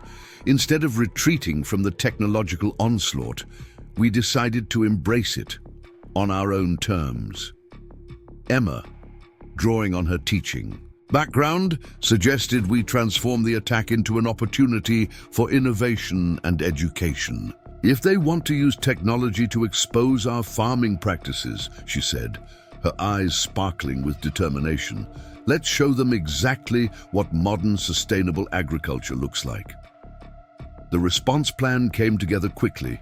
Sarah helped us set up our own drone program, but instead of surveillance, we used it to create educational content. We launched live streams showing our daily farming operations, complete with expert commentary on sustainable practices. Each drone attack was met with transparent educational content that turned their criticism into teaching moments. The greenhouse became a hub of technological innovation. We installed sensors to monitor soil conditions, humidity, and plant health, sharing the data openly on our website. Time-lapse cameras documented plant growth, while automated systems demonstrated how traditional farming wisdom could be enhanced by modern technology. Linda organized a team of tech-savvy Oakwood Estates residents to help counter the digital disinformation campaign. They developed a fact-checking website that addressed each criticism with documented evidence and expert testimony. Local tech professionals volunteered their skills to protect our online infrastructure from further attacks. The most powerful response came from our youngest allies. The students who had been attending our educational programs started their own social media campaign, sharing unedited videos of their experiences on the farm. Their authentic stories about learning sustainable agriculture provided a stark contrast to the manipulated narratives being spread by our opponents. James Whitmore, continuing his journey from adversary to advocate, contributed in an unexpected way. He reached out to his corporate contacts in the tech industry, arranging for a delegation of agricultural technology experts to visit our valley. Their assessment of our farming practices led to a published report, praising our integration of traditional methods with modern innovations. The drone warfare took an ironic turn when local news stations picked up the story. Their coverage focused not on the alleged problems with our farms, but on the sophisticated technological harassment being employed against small farmers. The image of corporate interests using high-tech surveillance to intimidate family farms struck a chord with viewers across the state. Mary Cooper, ever practical, suggested we take it a step further. Let's show them what real agricultural technology looks like, she proposed. Working with local agricultural extension services, we organized a modern farming technology fair showcasing how sustainable agriculture was embracing innovation while maintaining environmental responsibility. The fair transformed our valley into a showcase of agricultural technology. Each farm demonstrated different aspects of modern sustainable farming. At Silver Creek Farm, we set up interactive displays showing how automated irrigation systems could reduce water usage while improving crop yields. The greenhouse featured AI-controlled climate management that combined traditional growing techniques with precise environmental control. Neighboring farms contributed their own innovations. The Johnsons demonstrated drone-assisted crop monitoring that helped minimize pesticide use. Bob Stevens, despite his initial skepticism of technology, proudly showed off his new precision planting system that reduced seed waste and improved soil conservation. The technology fair attracted unexpected attention. Agricultural students from state universities came to study our integrated approach to farming. Tech companies sent representatives to explore partnerships with local farms. Even some of our critics from Oakwood Estates found themselves impressed by the sophistication of modern, sustainable agriculture. Patricia Richardson attempted one final technological assault, releasing a report claiming our use of agricultural technology violated historical farming practices. The response came not from us, but from the State Agricultural Board, which cited our operation as a model for how traditional farming could evolve while maintaining its essential character. The campaign to paint us as technological dinosaurs had backfired completely. Instead of appearing resistant to progress, our farming community emerged as leaders in agricultural innovation. The drones that were meant to expose our shortcomings became tools for education and outreach. The social media attacks led to the creation of a robust online farming community that connected us with supporters worldwide. Today, Silver Creek Farm stands as a testament to how traditional farming, wisdom and modern technology can work in harmony. The same fields that our predecessors worked by hand now benefit from precise environmental monitoring and automated assistance. But the fundamental connection to the land remains unchanged, enhanced rather than replaced by innovation. Our educational programs have expanded to include technology workshops where children learn to program agricultural sensors alongside traditional farming skills. The greenhouse hosts regular technology demonstrations showing how artificial intelligence can support organic growing methods. Even Bob Stevens has become an unlikely tech enthusiast, often seen showing visitors how his tablet controls the farm's irrigation systems. The weekly farmers market now features a technology corner where local farms showcase their latest innovations. Students who once came to learn about traditional farming are now helping develop new applications for agricultural technology. The divide between rural tradition and modern innovation has been bridged by a community that understands the value of both. Perhaps the most satisfying outcome was watching Patricia Richardson's technological warfare transform into a case study in agricultural innovation. The drone footage meant to discredit us became part of our educational content, showing the seasonal cycles of sustainable farming. The social media attacks led to the creation of a vibrant online community celebrating agricultural heritage and innovation.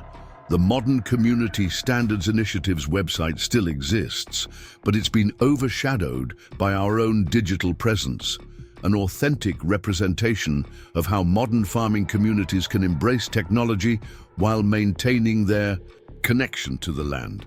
Their attempt to force us into the digital age on their terms instead inspired us to define that transition for ourselves. As for the original drone that started it all, it sits in our Barnes New Technology Museum, alongside other artifacts that tell the story of farming's evolution. It serves as a reminder that every attack on our way of life has ultimately made our community stronger, more innovative, and more united in our commitment to sustainable agriculture. Emma summed it up perfectly one evening as we watched a new generation of students programming automated planters in the greenhouse. They thought technology would be our weakness, she said, smiling at the scene. Instead, it became another tool in our arsenal, not to replace traditional farming, but to help it thrive in a changing world. The technological battle had taught us an important lesson. The future of farming isn't about choosing between tradition and innovation, but about finding ways to let them strengthen each other. In Green Valley, that future is already taking root, growing stronger with each passing season. The morning sun had barely crested over the eastern fields when an unusual sight caught my attention, a line of yellow school buses winding their way up our driveway. Emma stood beside me, beaming with pride as she watched the procession. This wasn't just another field trip. It was the inauguration of something much bigger, the Green Valley Agricultural Education Initiative. Our farm had always hosted school visits, but what was unfolding today represented months of planning and a complete reimagining of how farming knowledge could be passed on to the next generation. The idea had sparked during yet another confrontation with the forces trying to push us out of the valley. This time, the attack had come through the local school board. A newly appointed member, a close friend of Patricia Richardson, had proposed removing all agricultural education programs from the district's curriculum, arguing they were outdated and irrelevant to modern career paths. The irony wasn't lost on us. At a time when sustainable agriculture and food security were becoming increasingly critical global issues, they wanted to sever young people's connection to farming. But rather than fight another defensive battle, we decided to transform this challenge into an opportunity for something revolutionary. Mike Thompson's grandson, a 16-year-old tech enthusiast named Alex, had provided the inspiration during a Sunday dinner at their farm. "Why does agricultural education have to be boring?" he asked, barely looking up from his tablet. "We've got all this amazing stuff happening on our farms, but school makes it sound like we're stuck in the 1950s. The comment struck a chord. Working with Emma's connections in the education system and Linda Thompson's organizational skills, we began developing a comprehensive agricultural education program that would bridge the gap between traditional farming wisdom and modern innovation. Today's event marked its official launch. As the buses parked and students began filing out, I could see the mix of curiosity and skepticism on their faces. Typical teenagers unsure whether this would be yet another boring field trip or something actually worth their attention. The program we'd designed was anything but boring. The main barn had been transformed into interactive learning stations, each combining hands-on farming experience with modern technology. In the soil science station, students used digital microscopes to examine microorganisms in compost samples.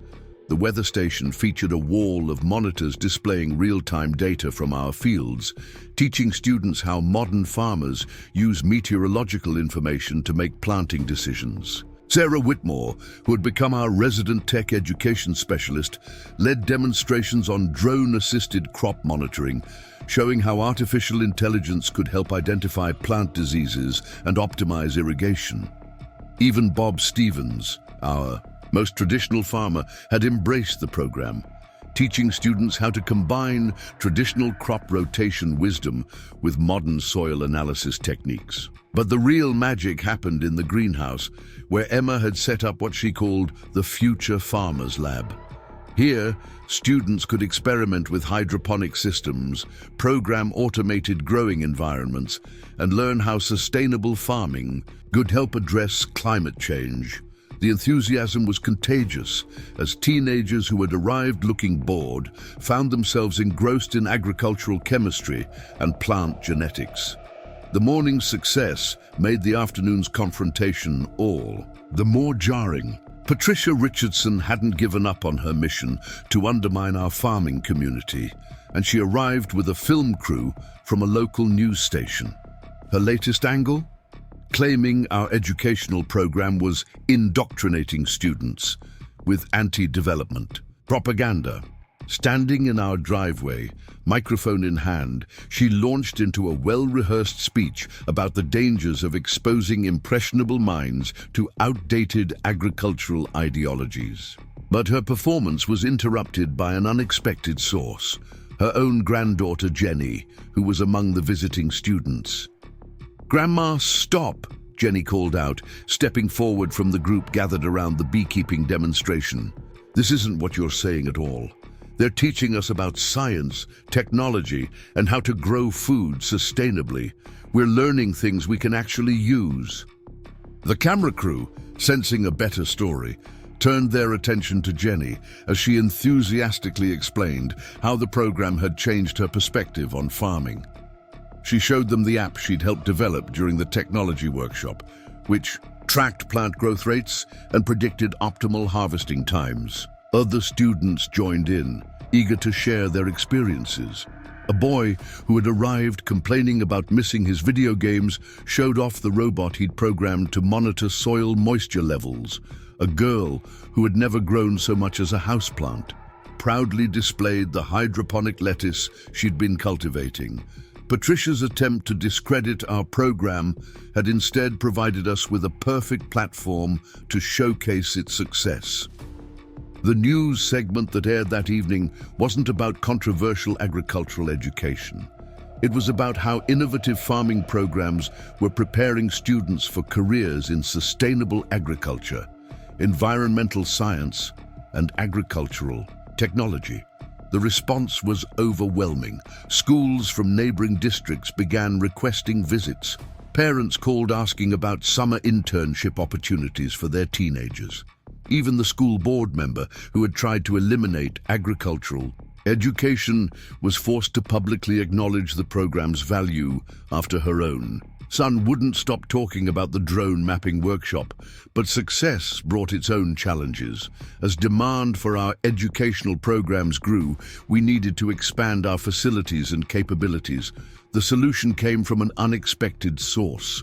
James Whitmore, who had continued his journey from adversary to ally, proposed a unique partnership. His development company would help fund the construction of a dedicated agricultural education center on a portion of our land. With one condition: it had to serve both the farming and suburban communities equally. The center would include traditional farming education alongside courses on sustainable home gardening, urban agriculture, and food system sustainability. The project became a community effort. Local contractors offered discounted services. Oakwood Estates residents volunteered their professional expertise in everything from architectural design to curriculum development. Farmers contributed their knowledge and equipment. Even some of our former opponents became supporters when they saw how the program was benefiting their children. Construction of the education center became a learning opportunity itself. Students from the local vocational school gained practical experience helping with the build. Engineering classes from the high school contributed to the design of the center's renewable energy systems. The architecture incorporated both traditional barn-raising techniques and modern sustainable building practices.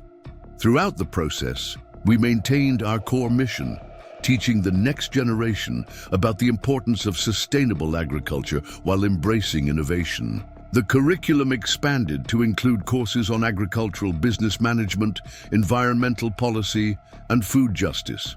Students learned not just how to farm, but why farming matters in the modern world.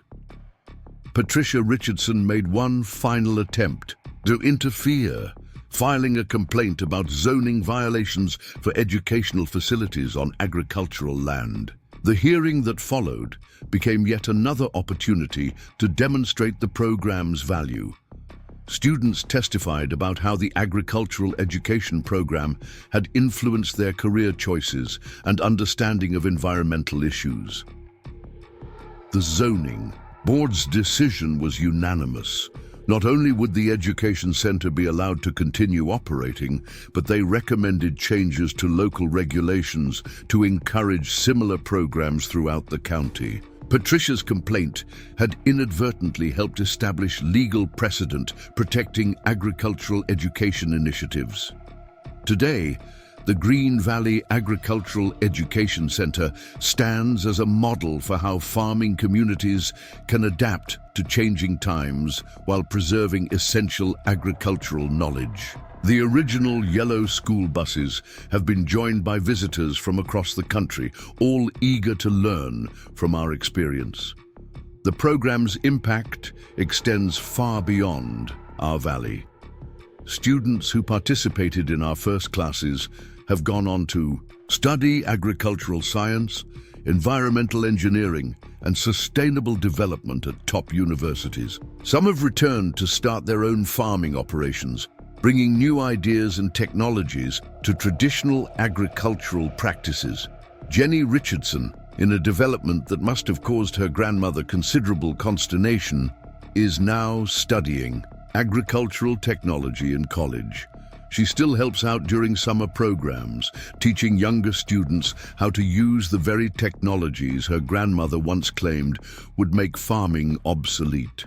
The education center has become a bridge between communities that once seemed irreconcilably divided. Suburban parents who once opposed agricultural education now volunteer in our teaching gardens.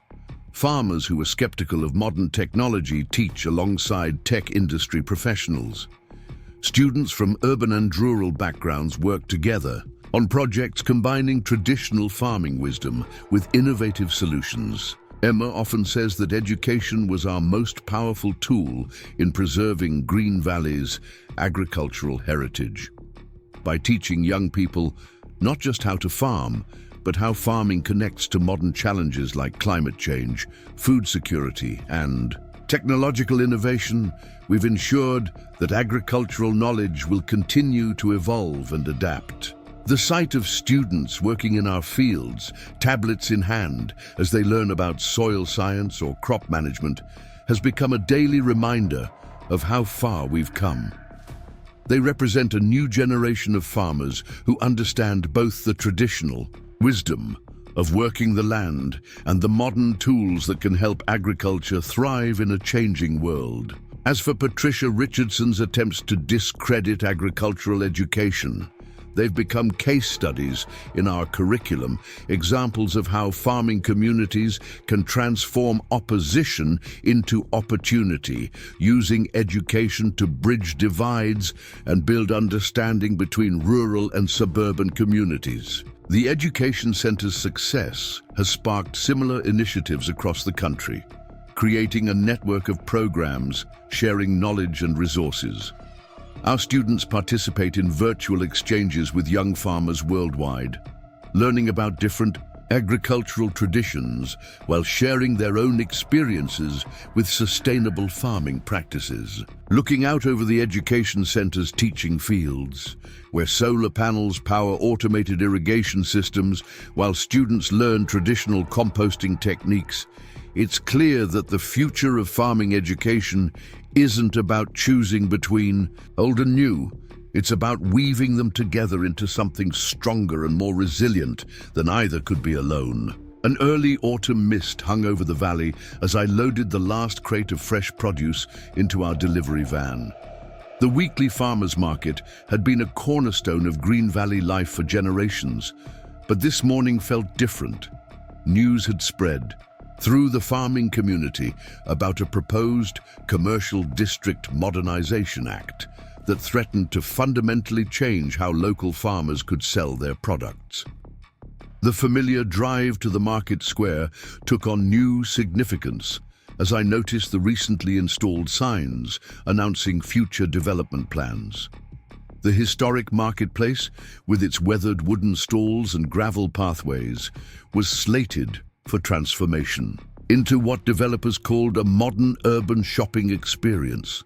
Behind this innocuous-sounding proposal lurked a set of regulations that would effectively price small farmers out of their traditional selling space. Emma was already setting up our stall when I arrived, arranging vibrant displays of heirloom tomatoes and fresh herbs. The morning routine of greeting fellow vendors and regular customers carried its usual warmth, but there was an undercurrent of tension in every conversation. Mary Cooper's eyes were red from lack of sleep as she arranged her famous honey displays, and Bob Stevens kept glancing at the development notice board with barely concealed anger. The source of our concerns became clear when Linda Thompson arrived with a copy of the full proposal. As she spread the documents across our produce crate, the details revealed a carefully orchestrated plan to transform the farmers' market into an upscale shopping center. The new regulations would require vendors to invest in permanent climate-controlled stalls, maintain sophisticated inventory tracking systems, and comply with a strict set of aesthetic guidelines. "Look at these requirements," Linda said, pointing to a particularly concerning section. "All produce must be displayed in standardized containers with digital price tags. Vendor spaces must have glass enclosures with individual climate control systems.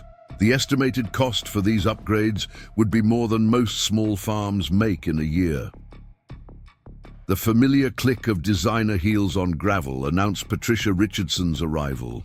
She hadn't been seen in the valley for months, but here she was, leading a group of suited investors through the market.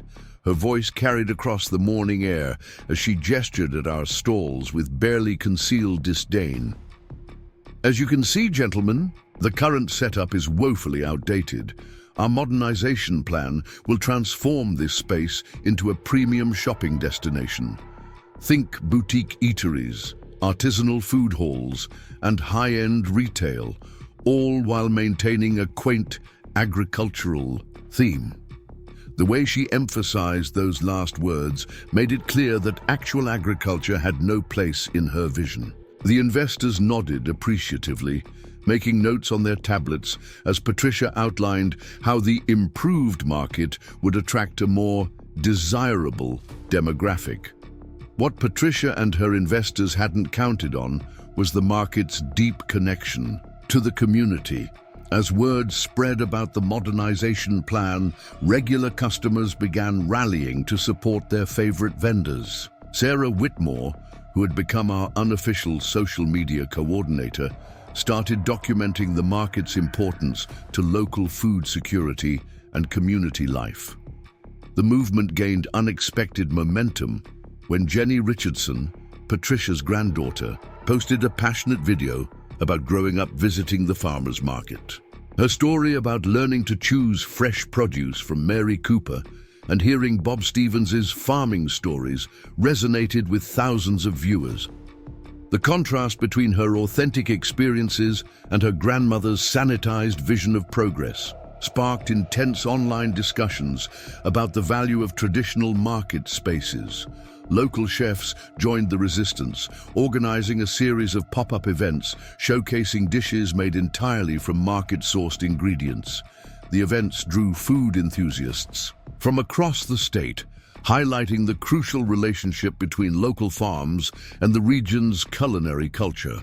Each dinner became a celebration of market traditions and a demonstration of why standardized, corporate retail spaces couldn't replicate the authentic farming community. James Whitmore, continuing his evolution from adversary to advocate, offered a compromise solution. His development company would help fund market infrastructure improvements while preserving its essential character.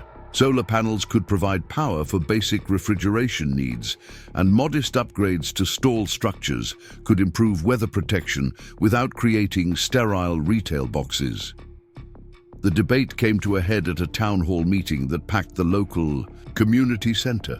Patricia presented sleek architectural renderings of her modernized market vision, complete with uniform glass-fronted stalls and digital display boards. The images were impressive, but they looked more like an airport shopping concourse than a farmer's market. When it was our turn to speak, we took a different approach. Instead of PowerPoint presentations, we brought the market itself into the meeting. Local farmers set up mini displays of their produce around the room. Emma organized a tasting station where people could compare freshly harvested vegetables with supermarket equivalents. Mary Cooper brought her observation hive, demonstrating how local honey production connected to the valley's broader ecosystem. The most powerful statement came from the market's youngest vendor, 12-year-old Michael Stevens, Bob's grandson, who had started selling vegetables from his own garden plot that summer. He spoke about learning to grow food from his grandfather, about the satisfaction of earning his first dollar from something he'd raised himself, and about his dreams of becoming a farmer. "If you make the market look like a mall," he said, his voice clear despite his nervousness, "you're not just changing a place, you're breaking a chain that goes back generations. Where will kids like me learn about farming if you turn everything into glass boxes?" The room fell silent after Michael's speech. Even Patricia seemed momentarily lost for words. The contrast between her corporate vision and the living tradition represented by this young farmer couldn't have been starker. The meeting stretched late into the night as community members shared their own market stories. People spoke about first dates at the flower stalls, about learning to cook with seasonal produce, about the friendships formed over weekly shopping trips. Each story reinforced the market's role as more than just a place to buy food. It was a vital thread in the community's social fabric. The turning point came when James Whitmore asked to address the room. His commercial development expertise lent weight to his words as he outlined the false economy of over-modernization. He explained how authentic farmers' markets actually increased property values more than artificial premium shopping experiences, drawing from studies of successful agricultural communities worldwide. What makes this market valuable isn't its infrastructure, he argued. It's the knowledge, traditions, and relationships that have grown here over generations. If we destroy that in the name of modernization, we'll end up with just another soulless shopping center that could be anywhere in the world. The vote that followed was decisive. The community overwhelmingly rejected the Commercial District Modernization Act in favor of a more balanced approach to market improvement. The new plan, developed collaboratively between farmers and local residents, focused on enhancing rather than replacing the market's traditional character. Solar-powered cold storage units were installed discreetly behind the stalls, allowing vendors to keep produce fresh without disrupting the market's atmosphere. Simple weather protection was added in a way that preserved the open-air feeling while making shopping more comfortable in all seasons. Most importantly, the market's fundamental character as a place of direct connection between farmers and consumers was protected. Patricia's response was predictably dramatic. She accused the community of rejecting progress and warned that we would regret choosing peasant traditions over profitable development. But her words had lost their sting. The community had seen through the false choice between tradition and progress, recognizing that real advancement meant building on our agricultural heritage rather than erasing it. The farmers' market not only survived, but thrived under its Community-driven improvements. The addition of educational programs taught visitors about seasonal eating and traditional food preservation. A young farmers' mentorship program, inspired by Michael Stevens, helped other children start their own market gardens. The space became a living classroom where agricultural knowledge could pass naturally from one generation to the next. Modern technology found its place too, but on the farmer's terms. Sarah Whitmore developed a market app that let customers pre-order produce while preserving the personal connection of market day pickup. Digital displays shared the stories behind each farm's products rather than just prices and nutritional information. Social media became a tool for sharing market traditions rather than replacing them. Today, the Green Valley Farmers Market stands as a testament to how communities can embrace progress while preserving their agricultural heritage. The gravel pathways and wooden stalls remain, now complemented by subtle modern amenities that make the space more accessible and sustainable. But the heart of the market, the direct connection between farmers and their community, beats as strongly as ever.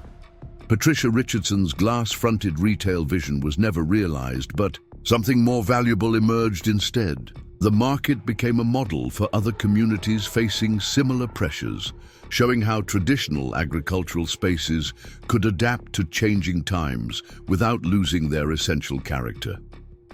The weekly rhythm of market days continues to anchor our farming community, marking the passing of seasons and the cycles of agricultural life. Each Saturday morning, as vendors set up their stalls and early customers arrive seeking the freshest produce, the market renews its role as a living link between our agricultural heritage and our community's future. Michael Stevens still runs his market stall, now a thriving enterprise that helps fund his agricultural college savings. Jenny Richardson, to her grandmother's ongoing dismay, has become one of his regular customers and strongest advocates for preserving traditional market culture. And Emma, ever the educator, uses the market as an outdoor classroom, teaching visitors about the connection between local farming and global food security. The battle over the farmers' market taught us that true progress doesn't mean abandoning a tradition for modernity. It means finding ways to let them strengthen each other. In saving our market, we preserved more than just a place to buy and sell food. We protected a living tradition that continues to nurture both the land and the community that depends on it. The first snowflakes of an unusually early winter drifted down onto Silver Creek Farm's frosted fields. Weather forecasts warned of an approaching storm system that would bring record-breaking cold to Green Valley. But none of us were prepared for the series of events that would transform our community. Once again, I was securing the greenhouse heating system when Mike Thompson's truck skidded to a stop in our driveway, his face grave with concern. The local utility company had just announced emergency repairs would shut down power to the agricultural district for up to 72 hours, right as the severe weather system approached. The timing seemed suspiciously convenient. The repair schedule would leave the farms without power during crucial winter preparation time, while carefully avoiding any disruption to Oakwood Estates. Emma, who was checking on our winter crops, immediately spotted the connection. "This has Patricia Richardson written all over it," she said, reviewing the utility company's notice. "Look at the maintenance zone boundaries. They perfectly match the agricultural properties that opposed her development plans." A quick call to Linda Thompson confirmed our suspicions. Her contacts in the utility company revealed that Patricia, through her position on the Regional Development Board, had pushed for immediate infrastructure upgrades in our area, citing safety concerns that conveniently required work during the approaching storm. The implications were serious. Without power, our greenhouse heating systems would fail. The winter crops we'd carefully cultivated would freeze. Our storage facilities for harvested produce would lose temperature control. Across the valley, farmers faced similar threats.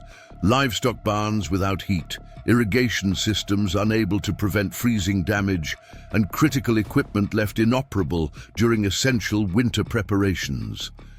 The utility company's official stance was unmovable. The work had been approved through proper channels, and postponement would create unacceptable delays in the regional infrastructure improvement plan. The fact that these improvements couldn't wait until after the storm passed was never adequately explained. That evening, an emergency meeting convened in our barn. The space, usually reserved for equipment storage, became a command center as farmers and community members gathered to formulate a response plan. The sight was remarkable.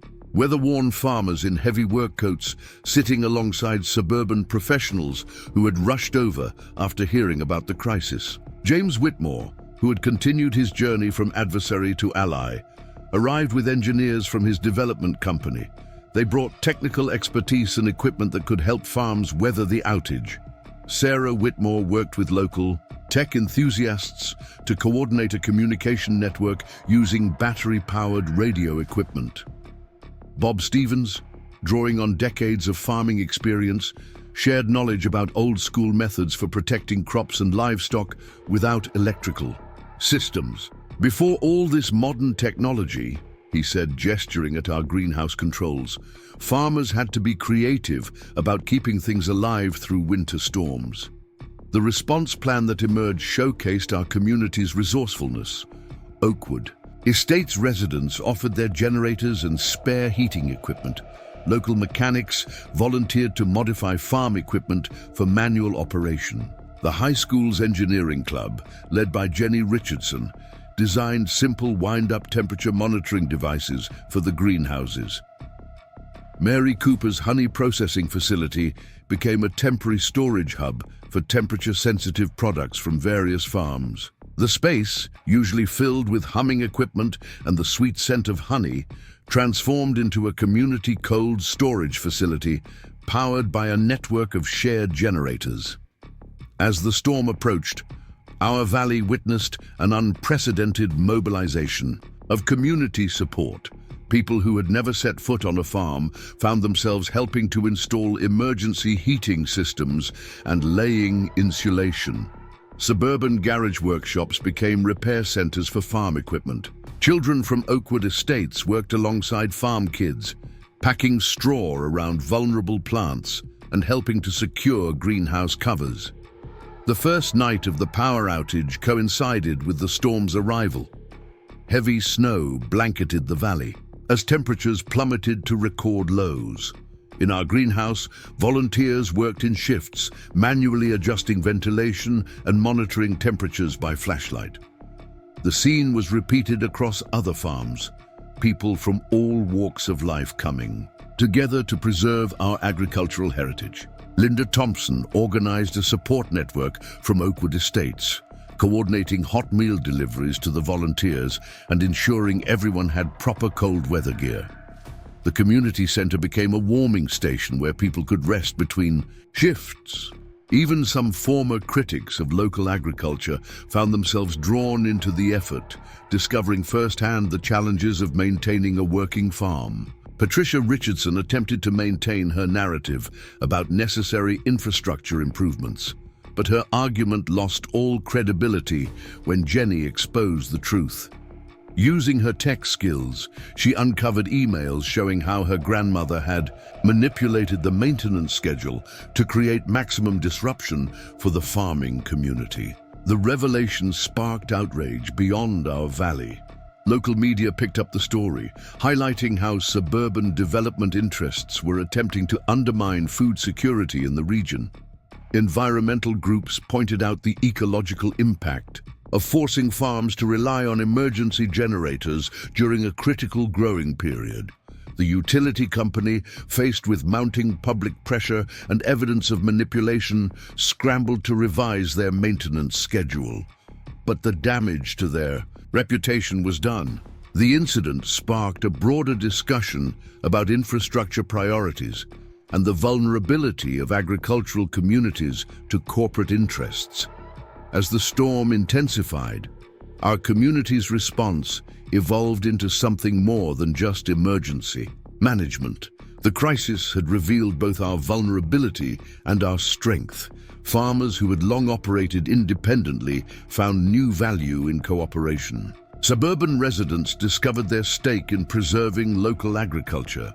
Young people learned practical skills that no classroom could teach. The greenhouse became a symbol of this transformation.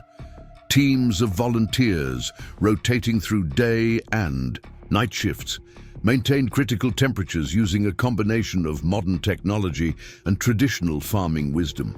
Solar-powered LED growing lights, borrowed from home gardeners, supplemented the weak winter sunlight. Hand-cranked ventilation systems designed by high school students helped manage humidity levels. On the third night of the outage, as another band of snow swept through the valley, something remarkable happened. The emergency generators at Mary Cooper's storage facility began running low on fuel. Word spread through our radio network, and within hours, a convoy of Oakwood Estates residents arrived with fuel cans collected from their garages and tool sheds. The scene could have been from any era, neighbors helping neighbors survive winter's challenges. But this time, the neighbors included suburban professionals, retired executives, and young tech workers, all discovering their connection to the agricultural community that fed them. James Whitmore, watching the fuel distribution effort, summed it up perfectly. They thought they could break the farming community by cutting off power. Instead, they've helped create the strongest community alliance this valley has ever seen.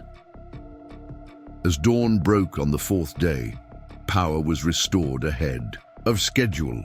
The utility company, citing revised maintenance protocols, completed their work early. But the community bonds forged during those 3 days of crisis would prove lasting. The experience led to permanent changes in how our valley approached agricultural resilience. A community emergency response network, initially created for the power outage, became a permanent fixture. Local engineers and farmers collaborated on developing backup systems that combined traditional methods with modern technology. The high school's engineering program established a focus on agricultural technology and sustainability. Patricia Richardson's attempt to undermine our farms through infrastructure manipulation had backfired spectacularly.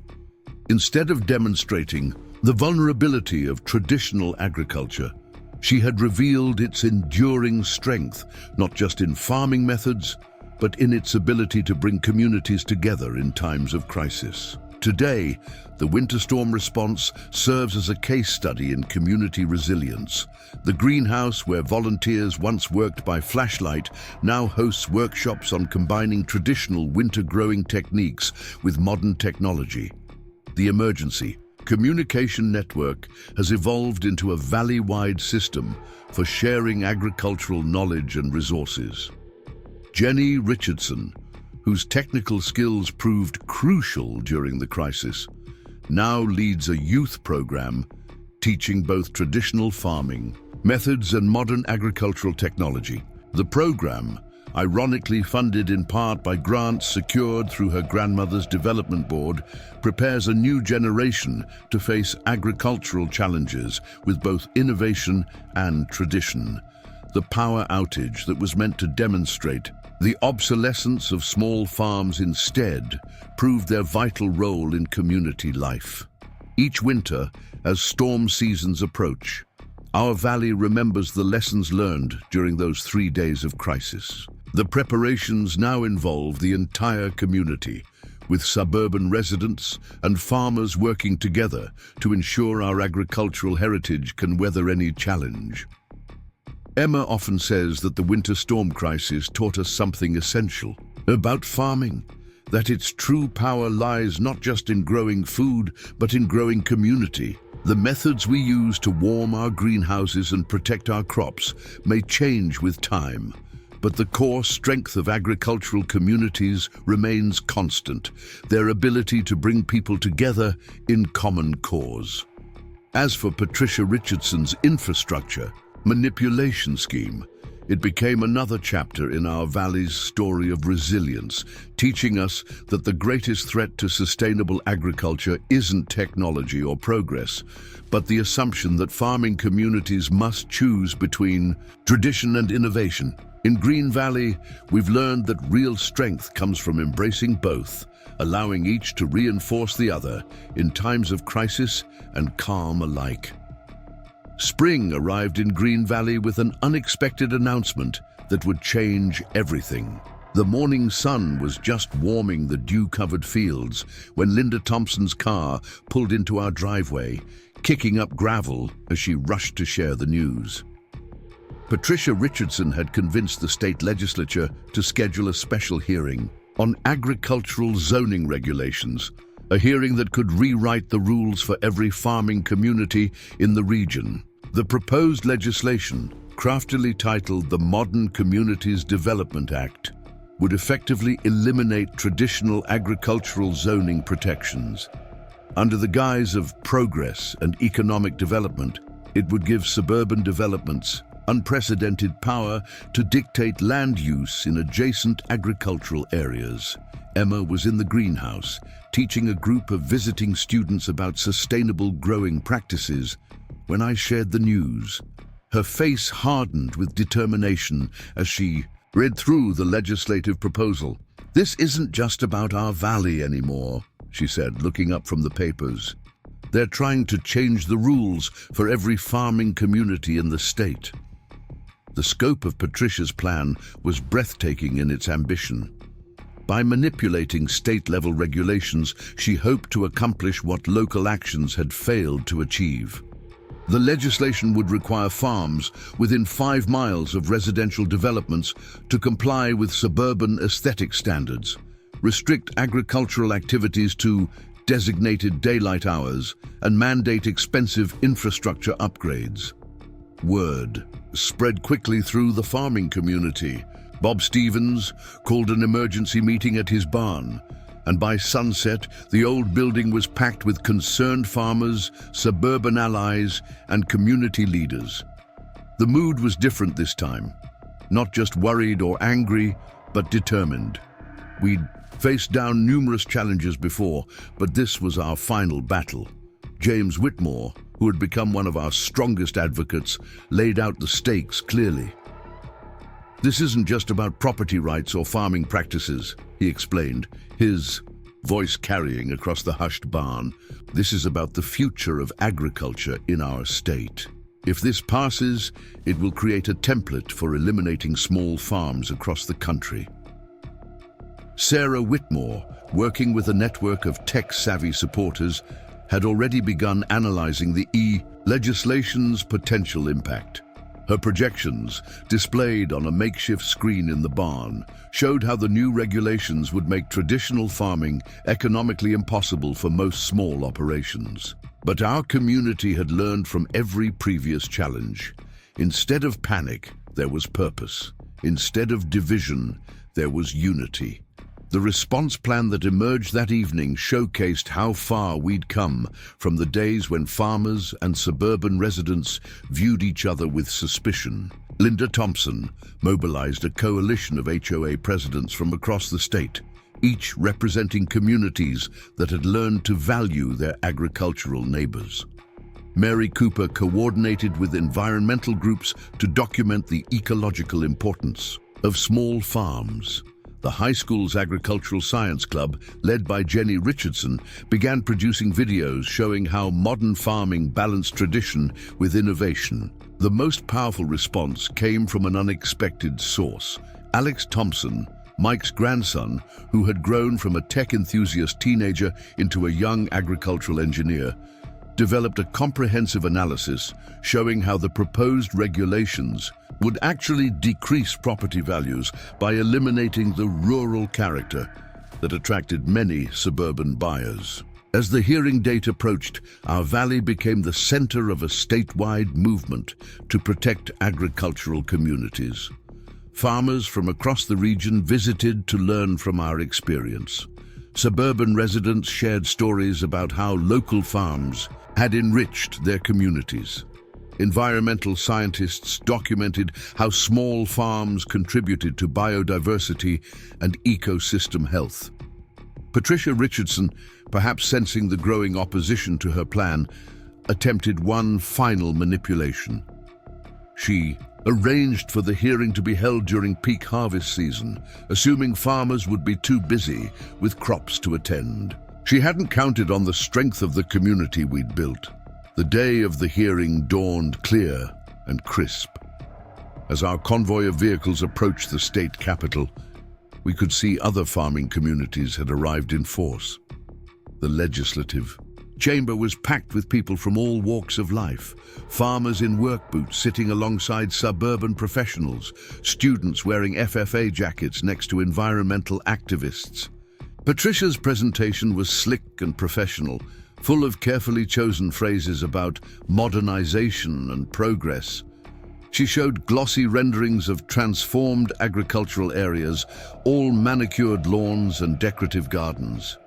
But when she claimed to speak for all modern communities, the audience's reaction made it clear she'd lost touch with reality. Our community's testimony told a different story.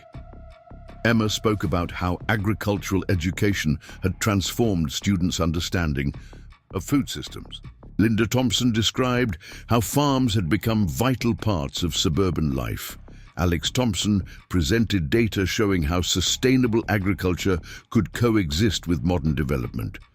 But the most powerful moment came when Jenny Richardson stepped up to testify. Facing down her grandmother across the legislative chamber, she spoke passionately about growing up at the intersection of suburban and agricultural life. Her voice steady, she described how the farming community had taught her more about progress and innovation than any development plan. The future isn't about choosing between farms and suburbs, she declared, her words echoing in the hushed chamber. It's about learning how they can make each other stronger. The regulations my grandmother proposes wouldn't modernize agriculture. They would destroy the very things that make our communities special. The debate lasted well into the evening, but the outcome became clear as more people shared their experiences. Farmers discussed how their methods had evolved while maintaining essential traditions. Suburban residents described how local agriculture had improved their quality of life. Scientists presented evidence of small farms' environmental benefits. When the final vote was tallied, the Modern Communities Development Act was not just defeated, it was replaced with new legislation protecting agricultural communities and promoting cooperation between farms and suburban developments. Patricia Richardson's attempt to eliminate traditional farming had instead sparked a movement to preserve and strengthen it. The journey back to Green Valley that evening felt like a victory parade. Cars and trucks filled with farmers and supporters wound through the countryside, headlights illuminating the fields and farms we'd fought to protect. But this wasn't just a victory for our valley. It was a triumph for agricultural communities everywhere. Today, Silver Creek Farm stands as a testament to what can happen when communities reject artificial divisions and work together. The fields that Patricia Richardson once called an eyesore now host regular tours for urban planners studying how farms and suburbs can coexist. The greenhouse where Emma teaches has become a model for agricultural education programs nationwide. Jenny Richardson, in a final ironic twist, now runs an agricultural policy consulting firm helping communities across the country develop regulations that protect both farming traditions and suburban interests. Her grandmother's attempts to eliminate small farms ultimately inspired her to become their strongest advocate. The legislation that was meant to destroy traditional farming instead created a framework for its preservation. Green Valley's story has become a case study in how agricultural communities can adapt to changing times without sacrificing their essential character. Other communities now visit to learn how they too can bridge the gap between rural traditions and suburban life. As for Patricia Richardson, she finally accepted that she couldn't stop the movement she'd inadvertently helped create. In her last public statement before retiring from the development board, she grudgingly admitted that perhaps there was room for both tradition and progress in modern communities. The final chapter of our story isn't about winning or losing. It's about transforming conflict into cooperation. The farms of Green Valley don't just grow crops anymore. They cultivate understanding between different ways of life. Each season brings new challenges, but also new opportunities to demonstrate how agricultural traditions and modern innovation can strengthen each other. Emma often says that farming isn't just about working the land, it's about nurturing connections between people and the earth that feeds them. Our struggle to protect this way of life taught us that the strongest communities are those that embrace both their roots and their potential for growth. Standing in our fields today, watching suburban kids learn about farming alongside children. From agricultural families, it's clear that the future we're building is richer than anything Patricia Richardson envisioned. It's a future where farms and suburbs don't just coexist, they thrive together, each making the other stronger. The battle for Green Valley's farms revealed something essential about community. That real progress comes not from eliminating traditions, but from finding ways to help them evolve. In the end, we didn't just save our farms. We created a new model for how agricultural and suburban communities can grow together, rooted in respect for both heritage and innovation. And somewhere in the rich soil of Green Valley, those roots grow deeper with each passing season. Up next, you've got two more standout stories right on your screen. If this one hit the mark, you won't want to pass these up. Just click and check them out.